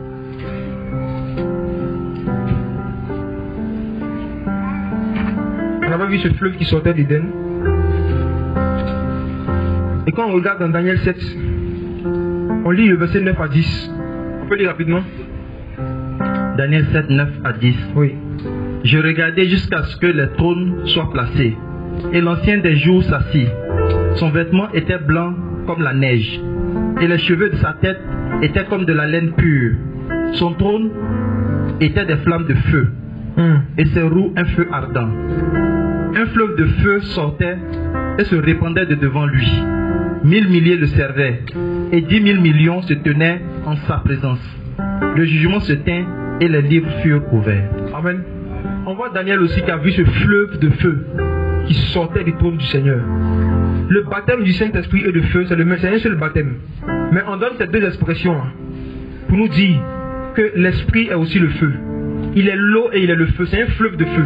Et de la même manière que le baptême physique, on prenait un homme et on le plongeait totalement dans l'eau, dans un fleuve. C'est comme ça que Jésus-Christ, quand quelqu'un se répand sincèrement de tout son cœur et qui désire Éden, il désire l'Esprit du Seigneur, désire la présence de Dieu. Christ, dans le monde spirituel, le prend et il le plonge dans le fleuve de feu. Et il le fait sortir. Et le baptême du Saint-Esprit et de feu est une expérience hautement spirituelle. Tu peux être baptisé du Saint-Esprit et de feu et physiquement, ça va se manifester dans tes réactions. Comme ça peut être le cas, tu peux être baptisé du Saint-Esprit et de feu et physiquement, tu es normal. Je prends mon témoignage. Quand j'ai été baptisé du Saint-Esprit et de feu il y a quelques années, je vous dis, je ne suis pas tombé sous l'onction. À l'extérieur, je n'ai rien ressenti de particulier. Mais j'ai fait deux constats. Le premier constat que j'ai fait dans mon cœur, c'est que ce jour, je me suis repenti sincèrement de mes péchés. Et où j'ai dit au Saint-Esprit, viens habiter dans ma vie. Ce qui s'est passé, j'ai eu une paix que je n'avais jamais eue auparavant. je me sentais en paix avec Dieu. J'étais convaincu dans mon cœur que si je mourais cette nuit-là, je partais au paradis. J'étais dans la fornication, j'étais dans la masturbation, dans le hip-hop, dans l'alcool, dans le mensonge et dans beaucoup d'autres choses semblables. Mais après ce jour-là, où l'Esprit de Dieu est venu habiter en moi, j'ai eu une paix que je n'avais jamais eue auparavant. Ma conscience était tranquille. L'Esprit de Dieu rendait témoignage à mon esprit que je suis enfant de Dieu. Le baptême du Saint-Esprit de feu, c'est le baptême de la paix. C'est un fleuve qui fait que tu te sens en paix avec ton Créateur et tu es convaincu de ton salut. Tu es convaincu que si tu meurs, tu vas au ciel. Si tu n'as jamais dans ta vie été pleinement convaincu que si tu meurs, tu vas au ciel, c'est que tu n'as jamais été baptisé du Saint-Esprit et de feu. Parce que lorsque le Saint-Esprit vient habiter en toi, il te donne la paix et le témoignage que Dieu t'a justifié. Il te convainc de péché, ensuite de justice. Il te convainc que tu es juste aux yeux du Seigneur. Et regardez Ésaïe parlant de ce fleuve-là. Ésaïe 48, verset 18. On peut lire. Ésaïe 48, 18. Oh, si tu étais attentif à mes commandements, ta paix serait comme un fleuve, et ta justice comme les flots de la mer. Ta paix serait comme un fleuve. Comme un fleuve. Regardons Ésaïe, encore chapitre 66 maintenant. Ésaïe chapitre 66, le verset 12. Ésaïe 66, 12. Car ainsi parle Yahweh. Voici, je ferai couler vers elle la paix comme un fleuve, et la gloire des nations comme un torrent débordé. Et vous serez allaités, vous serez portés sur les côtés et caressés sur les genoux. Vous voyez ce que le Seigneur vient de décrire ici là. C'est exactement comme ça que tu te sens la première fois que Jésus te baptise du Saint-Esprit et de feu. Non seulement de un, tu sens la paix, mais tu as l'impression que Dieu te caresse quoi. Tu te sens caressé sur les genoux. La présence de Dieu a un goût. Ça veut dire que tu te sens tellement bien. Il y a une paix, il y a une joie que tu as dans la présence de Dieu que tu n'avais jamais expérimenté auparavant. Tu sens quelque chose qui coule dans ton cœur. Une joie. Et tu as l'impression que Dieu te porte sur ses genoux. Et c'est pour cela que vous allez voir, quand quelqu'un est baptisé du Saint-Esprit de feu pour la première fois, il chante seulement. Il parle facilement. Il sourit avec tout le monde. Il voit tout le monde en converti. Le monde devient beau. À cause de la puissance et de la présence du Saint-Esprit dans son cœur. Ça peut se manifester par des trans extérieures, comme ça arrive souvent. Dans les programmes, ça m'est déjà arrivé aussi. Mais ça peut ne pas se manifester comme ça. Mais la manifestation qui est sûre, avec ou sans tremblement, c'est la paix avec Dieu. La conviction que tu es sauvé et que si tu meurs today, tu meurs, tu vas au paradis. Et ils ont comparé l'esprit à un fleuve. Et regardez encore quelqu'un qui a comparé l'esprit à un fleuve. Ésaïe 43, verset 19. Ésaïe 43, verset 19. Voici, je m'en vais faire une chose nouvelle, qui paraîtra bientôt. Ne la connaîtrez-vous pas? Je mettrai un chemin dans le désert, et des fleuves dans le lieu de désolation. Le Seigneur dit, avait prophétisé ici, il parlait de Christ, hein, si vous lisez la suite, ça parlait de la venue de Christ. Il dit, il va mettre un fleuve, où ça? Dans le désert. Ça veut dire, le cœur de quelqu'un qui n'est pas baptisé du Saint-Esprit de feu comme un désert, c'est vide. On peut trouver des bêtes sauvages dedans, des démons. On peut trouver des scorpions. On peut trouver la rancune. On peut trouver la haine. On peut trouver la jalousie. Et c'est exactement comme ça nos cœurs sont quand on n'est pas rempli du Saint-Esprit, quand on n'est pas baptisé de l'Esprit. C'est un désert. C'est un désert. C'est un désert. La particularité du désert aussi, c'est que le désert fait chaud. C'est des gens qui ont un cœur chaud. Ils s'énervent trop vite. Ça, c'est des cœurs désertiques. Tout les irrite. Parce qu'il n'y a pas le fleuve. Si tu es quelqu'un qui t'irrite tout le temps facilement, tu as besoin du fleuve.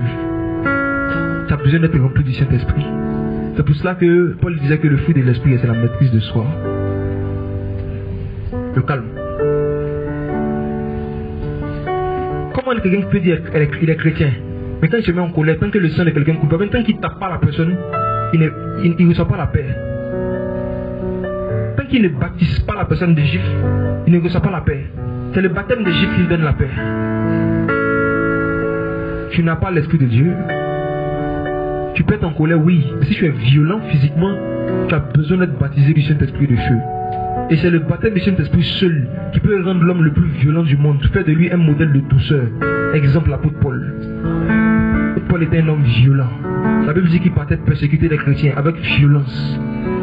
Mais quand il a croisé Jésus-Christ sur le chemin de Damas, entendre la voix de Jésus-Christ n'a pas suffi pour faire de lui un homme doux. La Bible dit que le Seigneur a apparu à un homme qui s'appelle Ananias. Et il lui a dit, va prier pour Paul, afin qu'il soit quoi? Rempli du Saint-Esprit. C'est pas parce que Jésus t'a déjà apparu que ça veut dire que tu as son esprit. Jésus a apparu à Paul, mais il n'avait pas l'Esprit de Dieu encore. Il cherchait. Il s'est détourné de son péché. Il a arrêté d'aller persécuter les chrétiens. Et qu'est-ce qu'il a fait? Il a commencé à attendre la présence du Saint-Esprit. Il a attendu la plénitude, le baptême du Saint-Esprit de feu. Voici la véritable repentance. Tu te détournes du chemin de Damas et tu te disposes à être rempli du Saint-Esprit. C'est ce que beaucoup n'ont pas fait. Parce qu'on ne l'a pas parlé du Saint-Esprit. Ils pensent qu'il suffit juste qu'ils prennent des bonnes résolutions pour changer de vie. Non. C'est le Saint-Esprit seul qui peut te faire changer de vie. Et sans l'expérience de son feu et de sa puissance, tu ne pourras pas. Tu ne pourras pas. L'apôtre Paul a vigilé sur le chemin. Jésus a envoyé quelqu'un pour qu'on prie pour lui afin qu'il soit rempli du Saint-Esprit. Frères et sœurs, le sujet est important. Et je m'adresse à deux catégories de personnes. Ceux qui n'ont jamais été baptisés du Saint-Esprit et de feu. Je vous redis de la part du Seigneur. La preuve, l'évidence du baptême du Saint-Esprit, ce n'est pas le parler en langue. C'est la liberté par rapport à l'esclavage du péché. Parce que Jésus a dit dans Jean 8,32, vous allez connaître, vous allez expérimenter la vérité. Et la vérité va vous rendre libre. Et dans 1 Jean chapitre 5, le verset 6, le Seigneur a dit, oh la vérité, c'est le Saint-Esprit. Donc Jésus a dit que vous allez connaître le Saint-Esprit, vous allez expérimenter le Saint-Esprit, et vous serez libre par rapport à l'esclavage du péché. Et l'apôtre Paul n'a pas dit le contraire. Quand dans 2 Corinthiens 3, verset 17, il dit, là où est l'Esprit du Seigneur, là se trouve la liberté. Donc si l'Esprit du Seigneur est vraiment dans ta vie, tu dois être libre de l'esclavage de péché. Et c'est pour cela maintenant que lorsque tu vas commettre un péché en tant que chrétien, on pourra dire, il est tombé. Tomber, c'est un acte involontaire. On est d'accord? Quelqu'un qui fait exprès de se mettre à terre, il n'est pas tombé, n'est-ce pas? C'est jeté. Voilà. Tomber, c'est un acte involontaire. C'est un acte qui n'est pas prémédité. Tomber, c'est un acte qui n'est pas prémédité. Parce que tu n'as pas marché comme tu devais marcher. Parce que tu as manqué d'attention. Parce que tu tombes. Mais ce qui montre que tu ne restes pas au sol comme un serpent. Tu as une brebis, tu te remets sur tes pattes. Mais le serpent, quand il est dans la poussière, il est dedans même. C'est sa nature. Si tu soulèves le serpent, il va te mordre. Tu viens l'enlever dans la poussière, il te mord. C'est comme ça que vous allez voir des gens, Dieu va vous envoyer pour les amener à la repentance, ils vont vous adresser. C'est des serpents, laissez-les. Serpent en poussière, c'est un élément naturel. Mais une brebis, quand une brebis se retrouve à terre, on dit, hé, brebis est tombée. C'est une parenthèse. Ceux qui n'ont jamais été baptisés du Saint-Esprit, vous êtes encore esclaves du péché. Vous n'avez jamais eu une passion, une affection personnelle pour Jésus-Christ. Votre amour pour Dieu n'est qu'un précepte de commandement d'homme, mais votre cœur est éloigné de lui. Parce que vous n'avez pas reçu un cœur nouveau. Ce vieux cœur avec lequel tu écoutais la musique mondaine là, ça ne peut pas aimer Dieu. On a vous dit la vérité. Si on ne reçoit pas un cœur nouveau, on ne peut pas prier seul, méditer seul et puis aimer vraiment Dieu seul. Si on n'a pas reçu un cœur nouveau. C'est pour ça que Dieu avait promis ce cœur là dans Isaïe 36, verset 26. Il dit, je vais enlever votre cœur de chair, je vais vous donner votre cœur de chair, je vais prendre une eau pure, il parlait du baptême de l'esprit, et je vais la répandre sur vous, et je ferai sorte que vous pratiquez mes commandements. Quand on lit ce verset, on comprend bien que ce n'est pas l'homme de ses propres forces qui peut pratiquer les commandements de Dieu. Tu vas faire certains, mais tu auras des limites. Entends, quand tu as le Saint-Esprit, tu peux parler comme l'apôtre Paul qui dit, je puis tout par celui qui me fortifie. Il dit, celui qui habite en nous est plus grand que celui qui est dans le monde. Ça veut dire qu'en soi, ce n'est pas nous qui sommes grands. On est petit. Saul de Tarse, quand il a reçu le Saint-Esprit, lui-même il a changé son nom. Il s'est fait appeler Paul. Vous savez pourquoi? Qui sait ce que Paul signifie? Ça veut dire quoi? Ça veut dire petit. Regardez dans le grec. Paul veut dire petit. Et il dit, celui qui est en moi là, c'est lui qui est plus grand que celui qui est dans le monde. Mais moi-même, je suis Paul. Je suis petit. Et c'est comme ça, vraie révélation du Saint-Esprit va te rappeler à chaque fois que tu n'es rien. Et que si ce n'était pas l'Esprit de Dieu, ce qui te différencie de tes amis païens, ce qui te différencie des gens qui sont dans le péché là, c'est le feu du Saint-Esprit. Donc n'éteignez pas l'Esprit.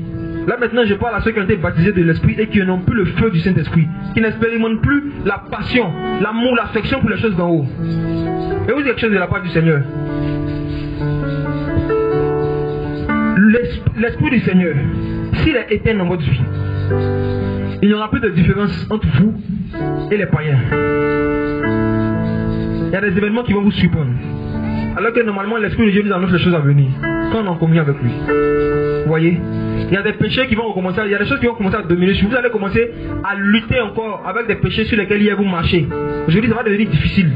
Pourquoi? Parce qu'à un moment de la marche, c'est facile d'oublier que c'est notre force pour obéir à Dieu là. On tire ça de la présence du Seigneur. On tire ça de nos moments de prière et de méditation, de nos moments de communion avec le Seigneur. C'est facile pour nous d'oublier ça. Quand tu fais une longue période où tu as eu la victoire sur certains péchés, tu peux facilement développer l'orgueil et un complexe de supériorité par rapport aux autres chrétiens. Alors que si toi aussi tu n'entretiens pas le feu de l'Esprit, tu vas devenir comme eux. Tu vas devenir comme ceux que tu as dénoncés là. Quelles sont les choses, après avoir été baptisé du Saint-Esprit et de feu, qui peuvent éteindre le feu du Seigneur dans nos vies? Première chose, c'est la désobéissance. La désobéissance au Saint-Esprit. Et quand je dis la désobéissance là, je ne parle pas seulement uniquement des péchés que tout le monde connaît, qui sont cités dans Galates 5:17. Mais je parle de toute forme de désobéissance. Chaque désobéissance nous éloigne du Seigneur de moins 500 mètres. Chaque désobéissance. Chaque désobéissance réduit la proximité qu'on avait avec le Seigneur. Quand nous péchons, ce n'est pas Dieu qui s'éloigne de nous. C'est nous qui nous éloignons du Seigneur. Comme dans le cas d'Adam. Quand Adam a péché, Dieu n'a pas fui. N'est-ce pas? C'est Adam qui s'est caché. Chaque désobéissance modifie notre manière de chercher la présence du Seigneur. Comment tu peux faire savoir que tu es dans la désobéissance? C'est que tu ne cherches plus à vivre des expériences réelles et vivantes avec le Saint-Esprit. C'est tout, hein? C'est tout, ça ne t'intéresse pas. Ça ne t'intéresse pas. Autre chose qui a éteint le feu du Saint-Esprit, c'est le manque de prière. Le manque de prière. Frère, lorsque Jésus-Christ, homme, s'est baptisé d'eau, Jean-Baptiste a dit, moi je ne le connaissais pas. Mais celui qui m'a envoyé baptiser m'a dit, voici le signe que tu vas prendre pour le reconnaître. Celui sur qui tu verras l'Esprit descendre et s'arrêter, c'est lui qui baptise du Saint-Esprit et de feu. Et lorsqu'il a vu Christ qui est venu, avant même qu'il ne voit l'Esprit descendre et s'arrêter sur lui, il avait déjà dit, voici l'agneau de Dieu. Il avait déjà reconnu. Et qu'est-ce que Christ a fait? La Bible dit que Christ, après son baptême, il a commencé à prier. Et on dit pendant qu'il priait, le ciel s'ouvrit. C'est pas une prière que Dieu avait fermé le ciel sur Israël au temps de Élie. La Bible dit dans Jacques 5, verset 17 que Élie pria instamment afin qu'il ne plût pas. Afin qu'il ne tombe pas la pluie. C'est la prière qui ferme le ciel, c'est la prière qui ouvre le ciel. Pendant que le Messie, le Fils de Dieu, priait, le ciel s'ouvrit. Et maintenant, Jean a vu ce signe-là maintenant, l'Esprit qui descend s'arrête. C'était une image. Pour dire quoi? Les manifestations sensibles et visibles de l'Esprit ne peuvent pas se faire quand il n'y a pas la prière. C'est la prière qui active ça. C'est la prière qui nous dispose à expérimenter ces choses. Et c'est pour cela que la vie de prière des gens qui sont baptisés de l'Esprit est plus combattue que leur vie de sanctification. Satan combat plus nos vies de prière que nos vies de moines. Parce que même les moines, ils prient. Les moines, quand ils se mettent à part, c'est pour prier. Ceux qui ne connaissent pas vraiment le Christ. Mais les moines chrétiens, quand ils se mettent à part, c'est pour manipuler leur portable.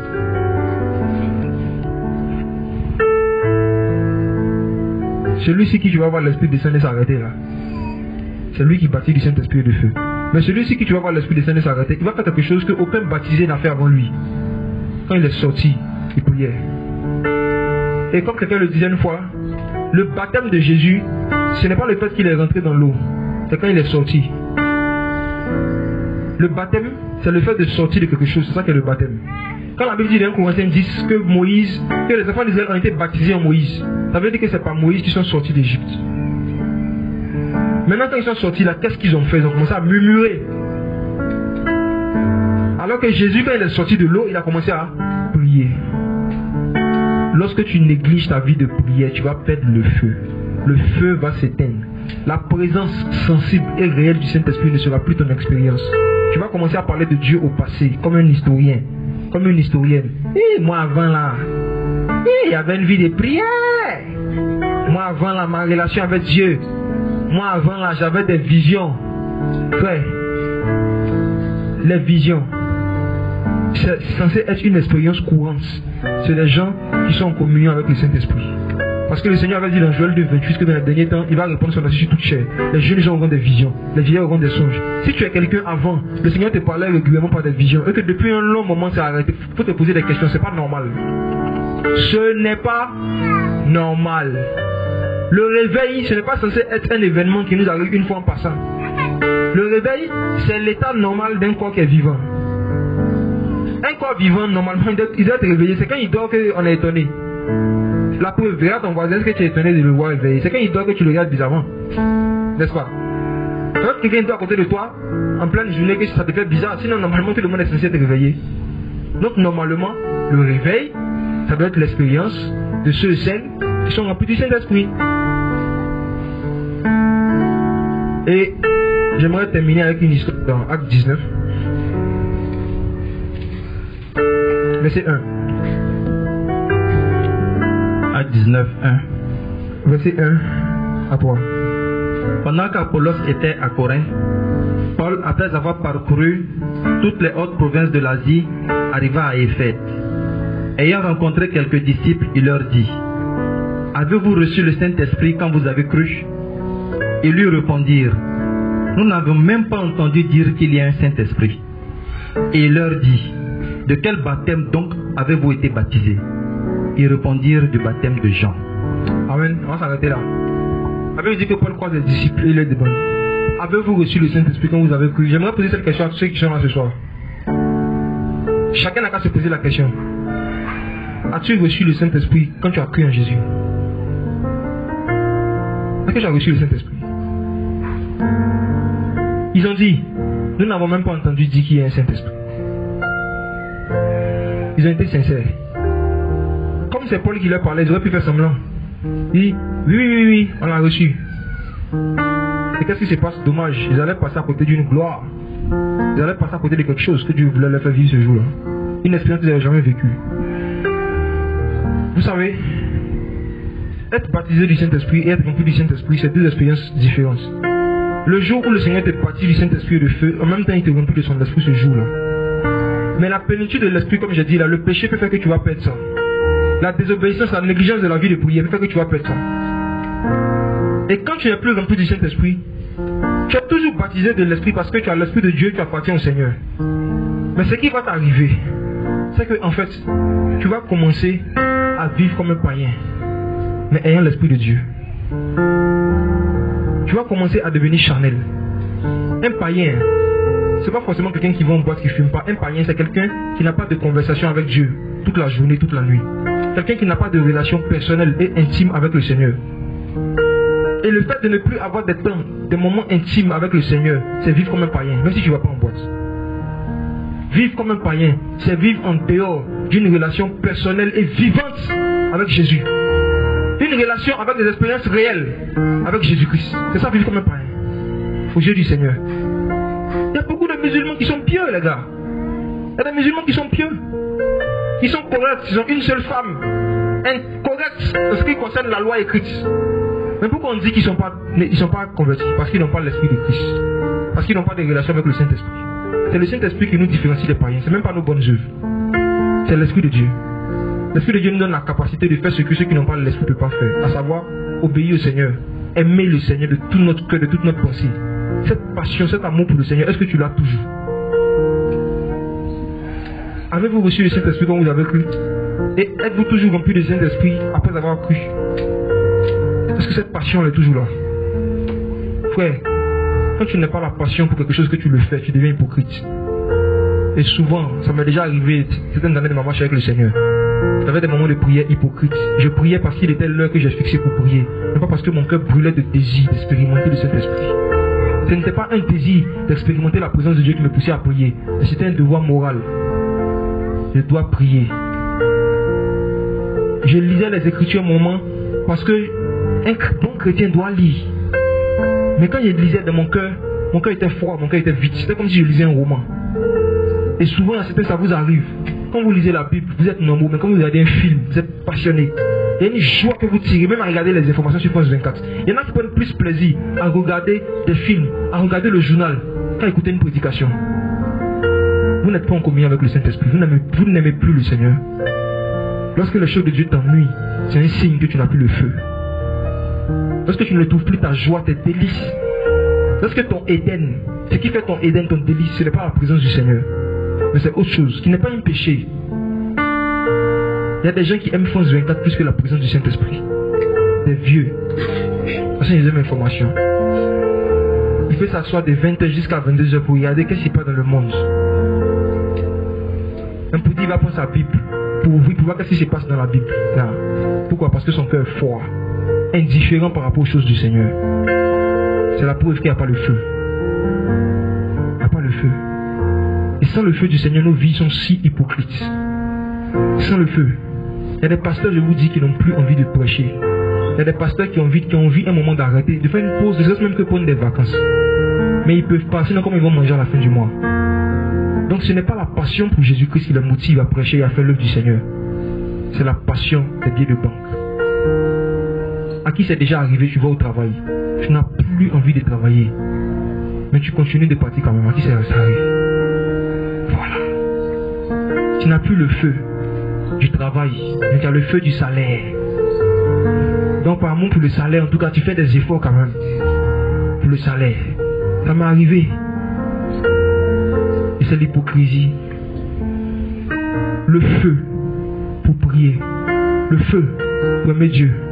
Le feu pour évangéliser. La passion, le fait de faire ça de tout son cœur, pas par contrainte, mais de faire ça de son cœur, ça vient du Saint-Esprit. Ça vient du Saint-Esprit. Et quand on perd ça, ce à quoi le Seigneur attend de nous, c'est quoi? C'est qu'on cherche. Cherchez premièrement le Saint-Esprit. Tout le reste vous sera donné par-dessus. Le royaume, le mot royaume, en grec, ça vient d'un mot qui veut dire puissance royale. Basileia. Cherchez premièrement la puissance royale. Ce mot-là veut aussi dire la puissance qui gouverne un royaume. Donc le Seigneur dit cherchez premièrement la puissance ou encore l'esprit qui gouverne le paradis. Les anges ne peuvent rien faire sans le Saint-Esprit. La Bible dit que le Saint-Esprit fait de ses messagers des flammes de feu. Sans l'Esprit, même les anges ne peuvent rien faire. Ils sont conduits par l'Esprit. C'est l'Esprit qui les envoie. Même au ciel, tout ce qui est fait là-bas est conduit par l'Esprit. Ils ne peuvent rien faire sans lui. Le Saint-Esprit est si précieux, il a tellement de valeur que pour qu'on puisse l'avoir, il a fallu que le Fils de Dieu soit crucifié. Regardez comment le Saint-Esprit coûte cher. L'Esprit de Dieu, la présence authentique et permanente du Seigneur a coûté la vie, le sang et l'honneur du Fils de Dieu. Il a fallu qu'il soit humilié, battu, frappé, crucifié pour qu'on puisse recevoir l'avantage du ciel. Il a dit à ses disciples, il est avantageux pour vous que je m'en aille. L'absence de Jésus-Christ homme est un avantage pour nous.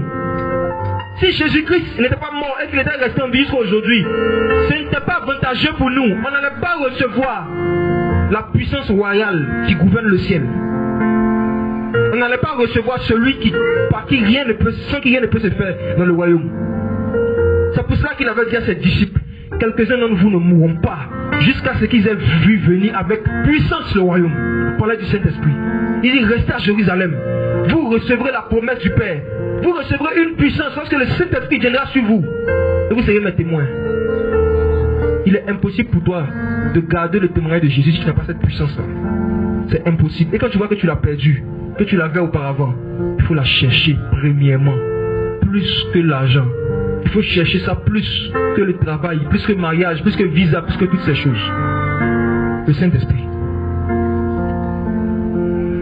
Frère, même Jésus-Christ en tant qu'homme, quand il n'était pas encore revêtu de la puissance de l'Esprit, il était inutile pour Israël. Inutile pour Israël. Et l'apôtre et Jean-Baptiste, lorsqu'il a vu venir Jésus, il a dit, c'est toi qui dois me baptiser. Et Jésus lui a dit, faisons ce qui est juste. Parce que ça allait être injuste que quelqu'un reçoive le baptême du Saint-Esprit et de feu avant que le Fils de Dieu ait été glorifié. Et c'est pour cela que si vous lisez Jean chapitre 7, la Bible dit que Jésus a dit, venez à moi vous qui avez soif, et buvez, prenez gratuitement de l'eau de vie. Et celui qui boit de cette eau, des fleuves d'eau vive couleront de son sein. Et la Bible dit qu'il disait ça par rapport à l'Esprit que devait recevoir ceux qui avaient cru en lui. Donc Jésus ne veut pas que tu crois en lui seulement. Il veut aussi que tu sois baptisé du Saint-Esprit et de feu. Mais il a dit ceux qui ont soif. Il a dit heureux ceux qui ont soif de justice, car ils seront rassasiés. Est-ce qu'il y a la soif encore dans nos cœurs? Si tu as ici et que depuis qu'on parle, tu as réalisé que tu n'as jamais reçu le Saint-Esprit, est-ce que tu as soif? Le but du message de la repentance, vous savez, le but du ministère des gens, c'était quoi? C'était d'assoiffer le peuple. C'était de susciter leur soif. Jean-Baptiste était comme un amuse-gueule spirituel. Il était comme un apéritif. Les gens n'avaient plus soif de Dieu. Les gens n'avaient plus faim de Dieu. Ils se contentaient des cultes qu'on faisait au sabbat, chaque sabbat. Ils se contentaient de cela. Ils se contentaient des rituels qu'on faisait sur la loi de Moïse. Mais ils étaient toujours dans le péché, toujours vécus par les démons, toujours avec les mêmes maladies. Il n'y avait pas la soif. Donc Jean-Baptiste, le Seigneur l'a suscité pas pour venir faire des miracles, mais pour venir assoiffer le peuple. Et quand le peuple a eu suffisamment soif, celui qui donne le fleuve de feu que Daniel a vu, il est venu dire que celui qui a soif, qui vienne et qui boive. Frère, si tu n'as pas soif, tu ne seras jamais baptisé dans l'esprit. Et même si tu avais déjà été baptisé dans l'esprit et que tu sens que tu as perdu le feu, s'il n'y a pas une soif, une faim dans ton cœur, tu ne feras plus cette expérience. On est baptisé de l'esprit une seule fois, mais on peut expérimenter la plénitude de l'esprit 1000 fois. 1000 fois. On peut se réunir du lundi au dimanche. Et chaque jour, on est visité puissamment par le feu de Dieu. Je vous dis, frère, vous savez pourquoi? Parce que notre esprit humain est plus grand qu'un pays.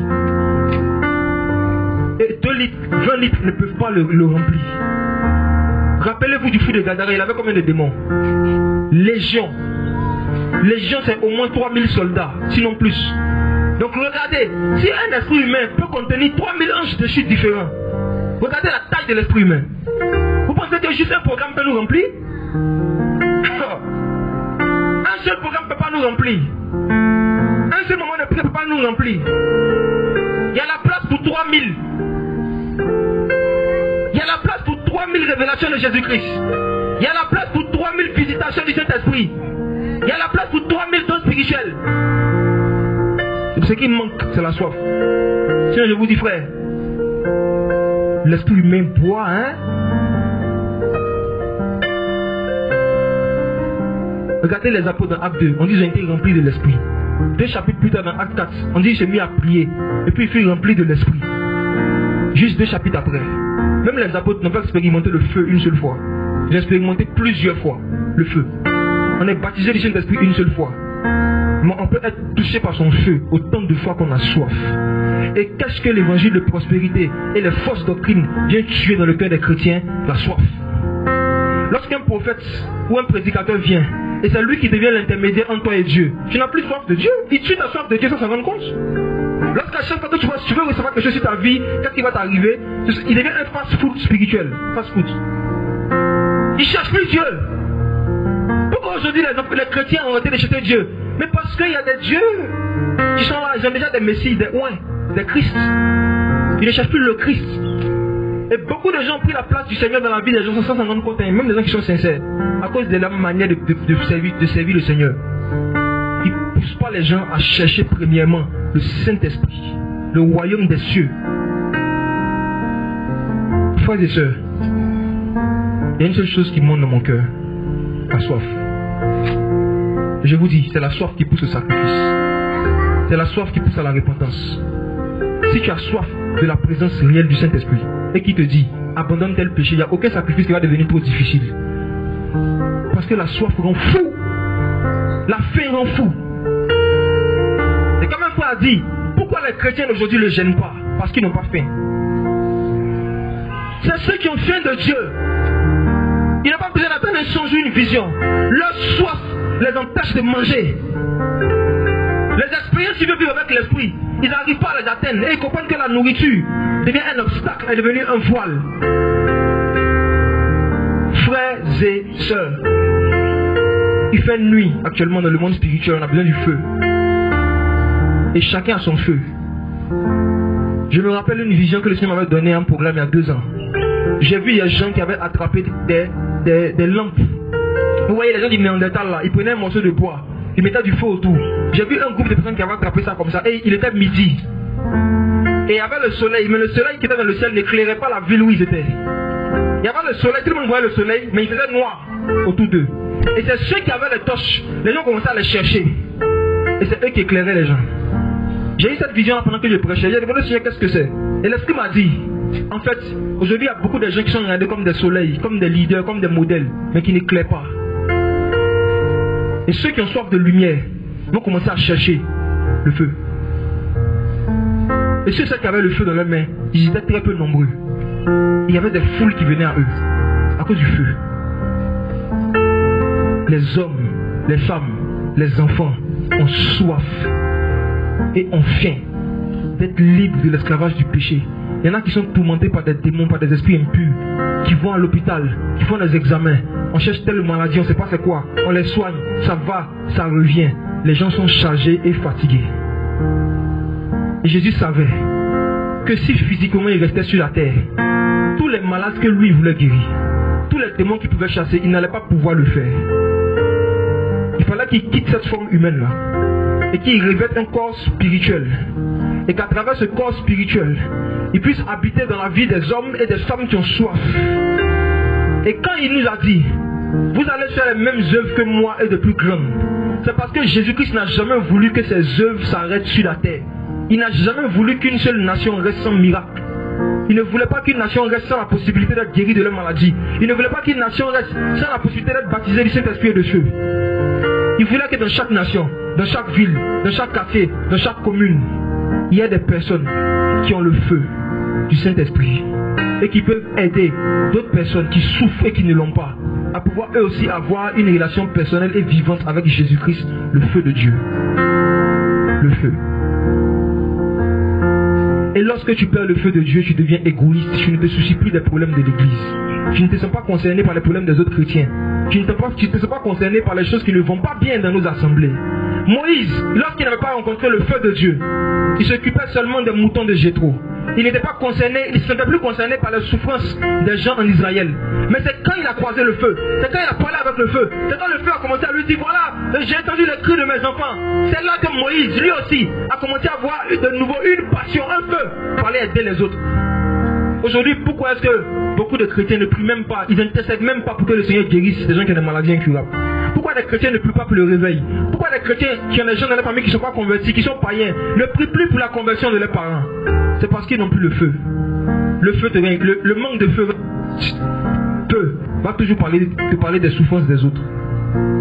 Il dit Moïse, la raison pour laquelle je suis venu à toi c'est une flamme de feu. C'est pas parce que tu pries beaucoup, c'est pas parce que tu jeûnes beaucoup. D'ailleurs, tu n'as jamais fait 40 jours.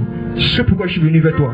C'est parce que j'ai entendu les souffrances. Ça veut dire la réponse aux souffrances des hommes et des femmes qui nous entourent, c'est le feu. Et lequel? Le feu du Saint-Esprit. Il n'y a pas autre chose. Quand le Seigneur manifeste son feu, il n'y a plus beaucoup de débats. Il n'y a pas beaucoup de débats. Et je vous dis, plus en général quelqu'un est illettré, plus c'est facile pour le Saint-Esprit de l'utiliser. Regardez Pierre, Jacques et Jean, hommes du peuple sans instruction. C'est le témoignage qu'on rendait d'eux. Hommes du peuple sans instruction. Mais personne ne pouvait dire, ils étaient des hommes du peuple sans onction.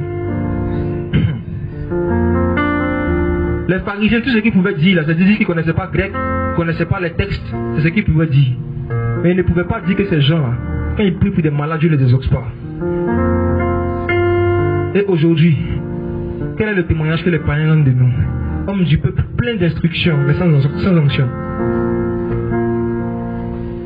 Les amis, je ne sais pas pour vous, hein. Ça fait plusieurs semaines, je suis fatigué. Je suis fatigué de vivre les mêmes choses avec le Saint-Esprit.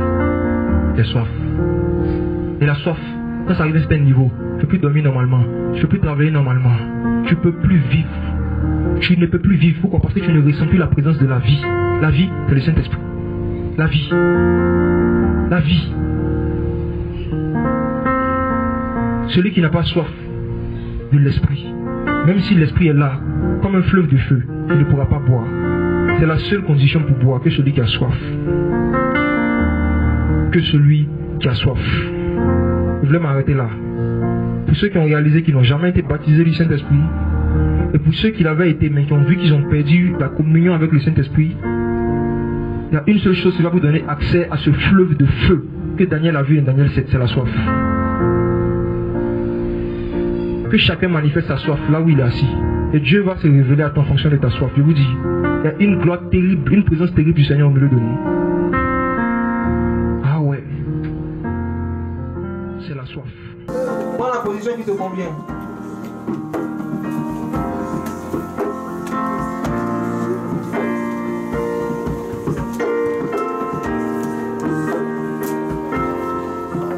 Disposons nos cœurs.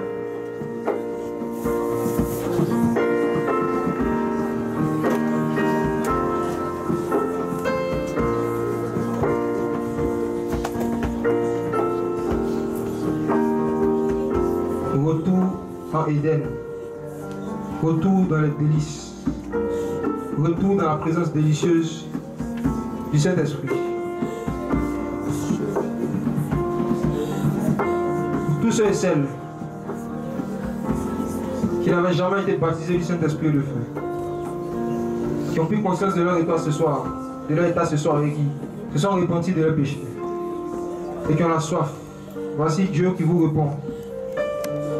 Et comme il a dit dans Isaïe, ta paix sera comme un fleuve.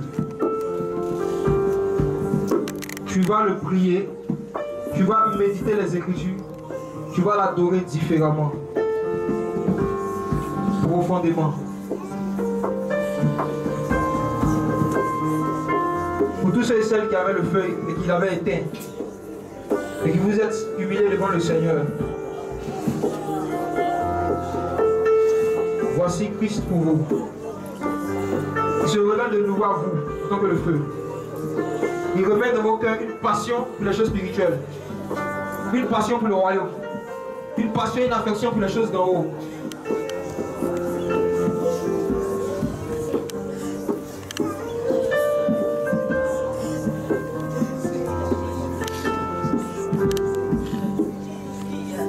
Le Seigneur me donne une vision. Je vois quelqu'un qui a comme un collier sur son pied, mais en fait c'est un serpent. Et c'est un envoûtement pour que tu aies des rhumatismes. Ça va commencer d'abord par les douleurs dans tes os, dans les os de tes pieds. Et après, selon le plan de l'ennemi, ça devrait s'éteindre. Mais regarde, la puissance de Dieu te délivre maintenant. Dieu te guérit de cela. Tu ne vas plus voir cette douleur. Elles vont disparaître comme elles sont venues au nom de Jésus-Christ. Je prends autorité contre tout esprit de colère, tout démon qui crée une irritation, une nervosité inhabituelle dans son cœur. Tu sors au nom de Jésus. Sors. Sors. Tu sors au nom de Jésus. Esprit guéri, esprit de colère, tu dégages au nom de Jésus. Sors. Sors. Sors. Sors. Venez prier pour. Venez m'aider ici, s'il vous plaît, les soeurs. Venez, il y a quelqu'un. Sors.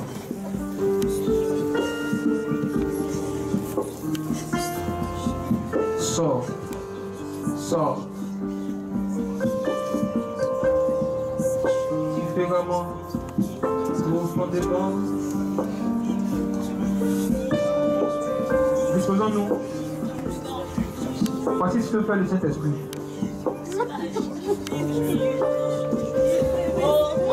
Il revêt de puissance. C'est une personne ici qui l'appelle à des services spécifiques. Il vous donne le manteau pour cela aujourd'hui.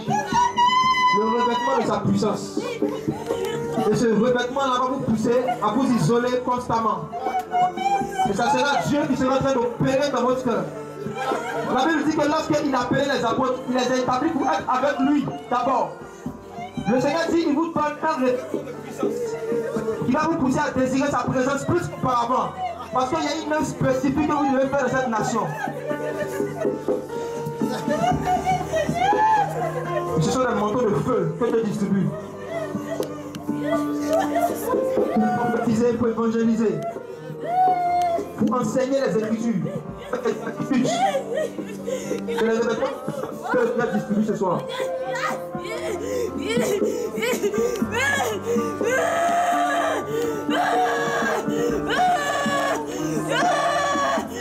y a deux démons devant. Un là-bas. Chassez-le. Et un autre là. Deux démons. Deux démons ici là. Chassez le démon.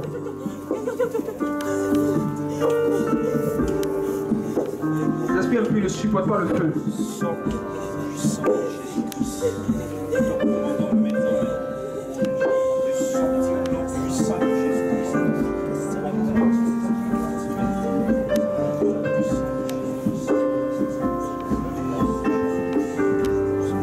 Quelqu'un, le Seigneur dit que je lui ai demandé de donner des paroles de connaissance. C'est un frère. Il dit qu'il a vu ton cœur. Et que je ne l'ai pas demandé pour te vanter. Tu l'as demandé parce que tu as vu qu'il y a un besoin dans le corps de Christ. Le Seigneur te dit, voici, il t'exauce. Il t'exauce. Tu vois, c'est une chaleur au niveau de ta tête. C'est comme un casque que le Seigneur met sur ton esprit. Plusieurs fois, tu vas approcher des personnes et des informations que la chair et le sang ne t'ont pas révélées vont commencer à te venir. C'est la puissance du Saint-Esprit. Le Seigneur dit qu'il t'exauce. Venez avec ce frère, un peu. Oui. Wow. Il faut qu'on s'en parle.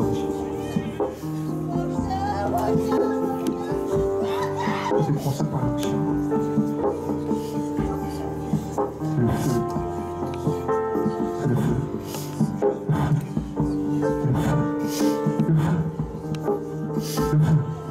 Regardez-le. Le feu. Le feu. Tiens, le feu. Le feu du Seigneur. Venez m'aider, s'il vous plaît. Venez m'aider. Venez m'aider. Oh, oh, oh, oh, oh.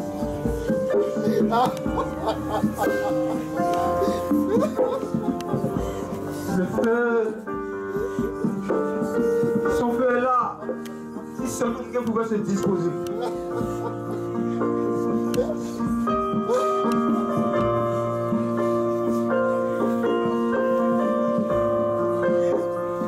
Rhumatisme, je maudis tes œuvres au nom de Jésus-Christ. Tu sors au nom de Jésus.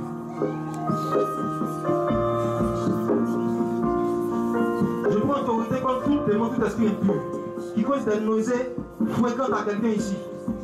Tout esprit qui cause des mal-être, au nom de Jésus-Christ, sortez les corps. Dégagez au nom de Jésus.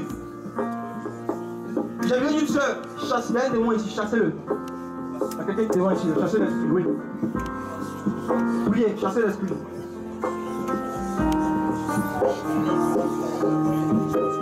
Au nom de Jésus-Christ.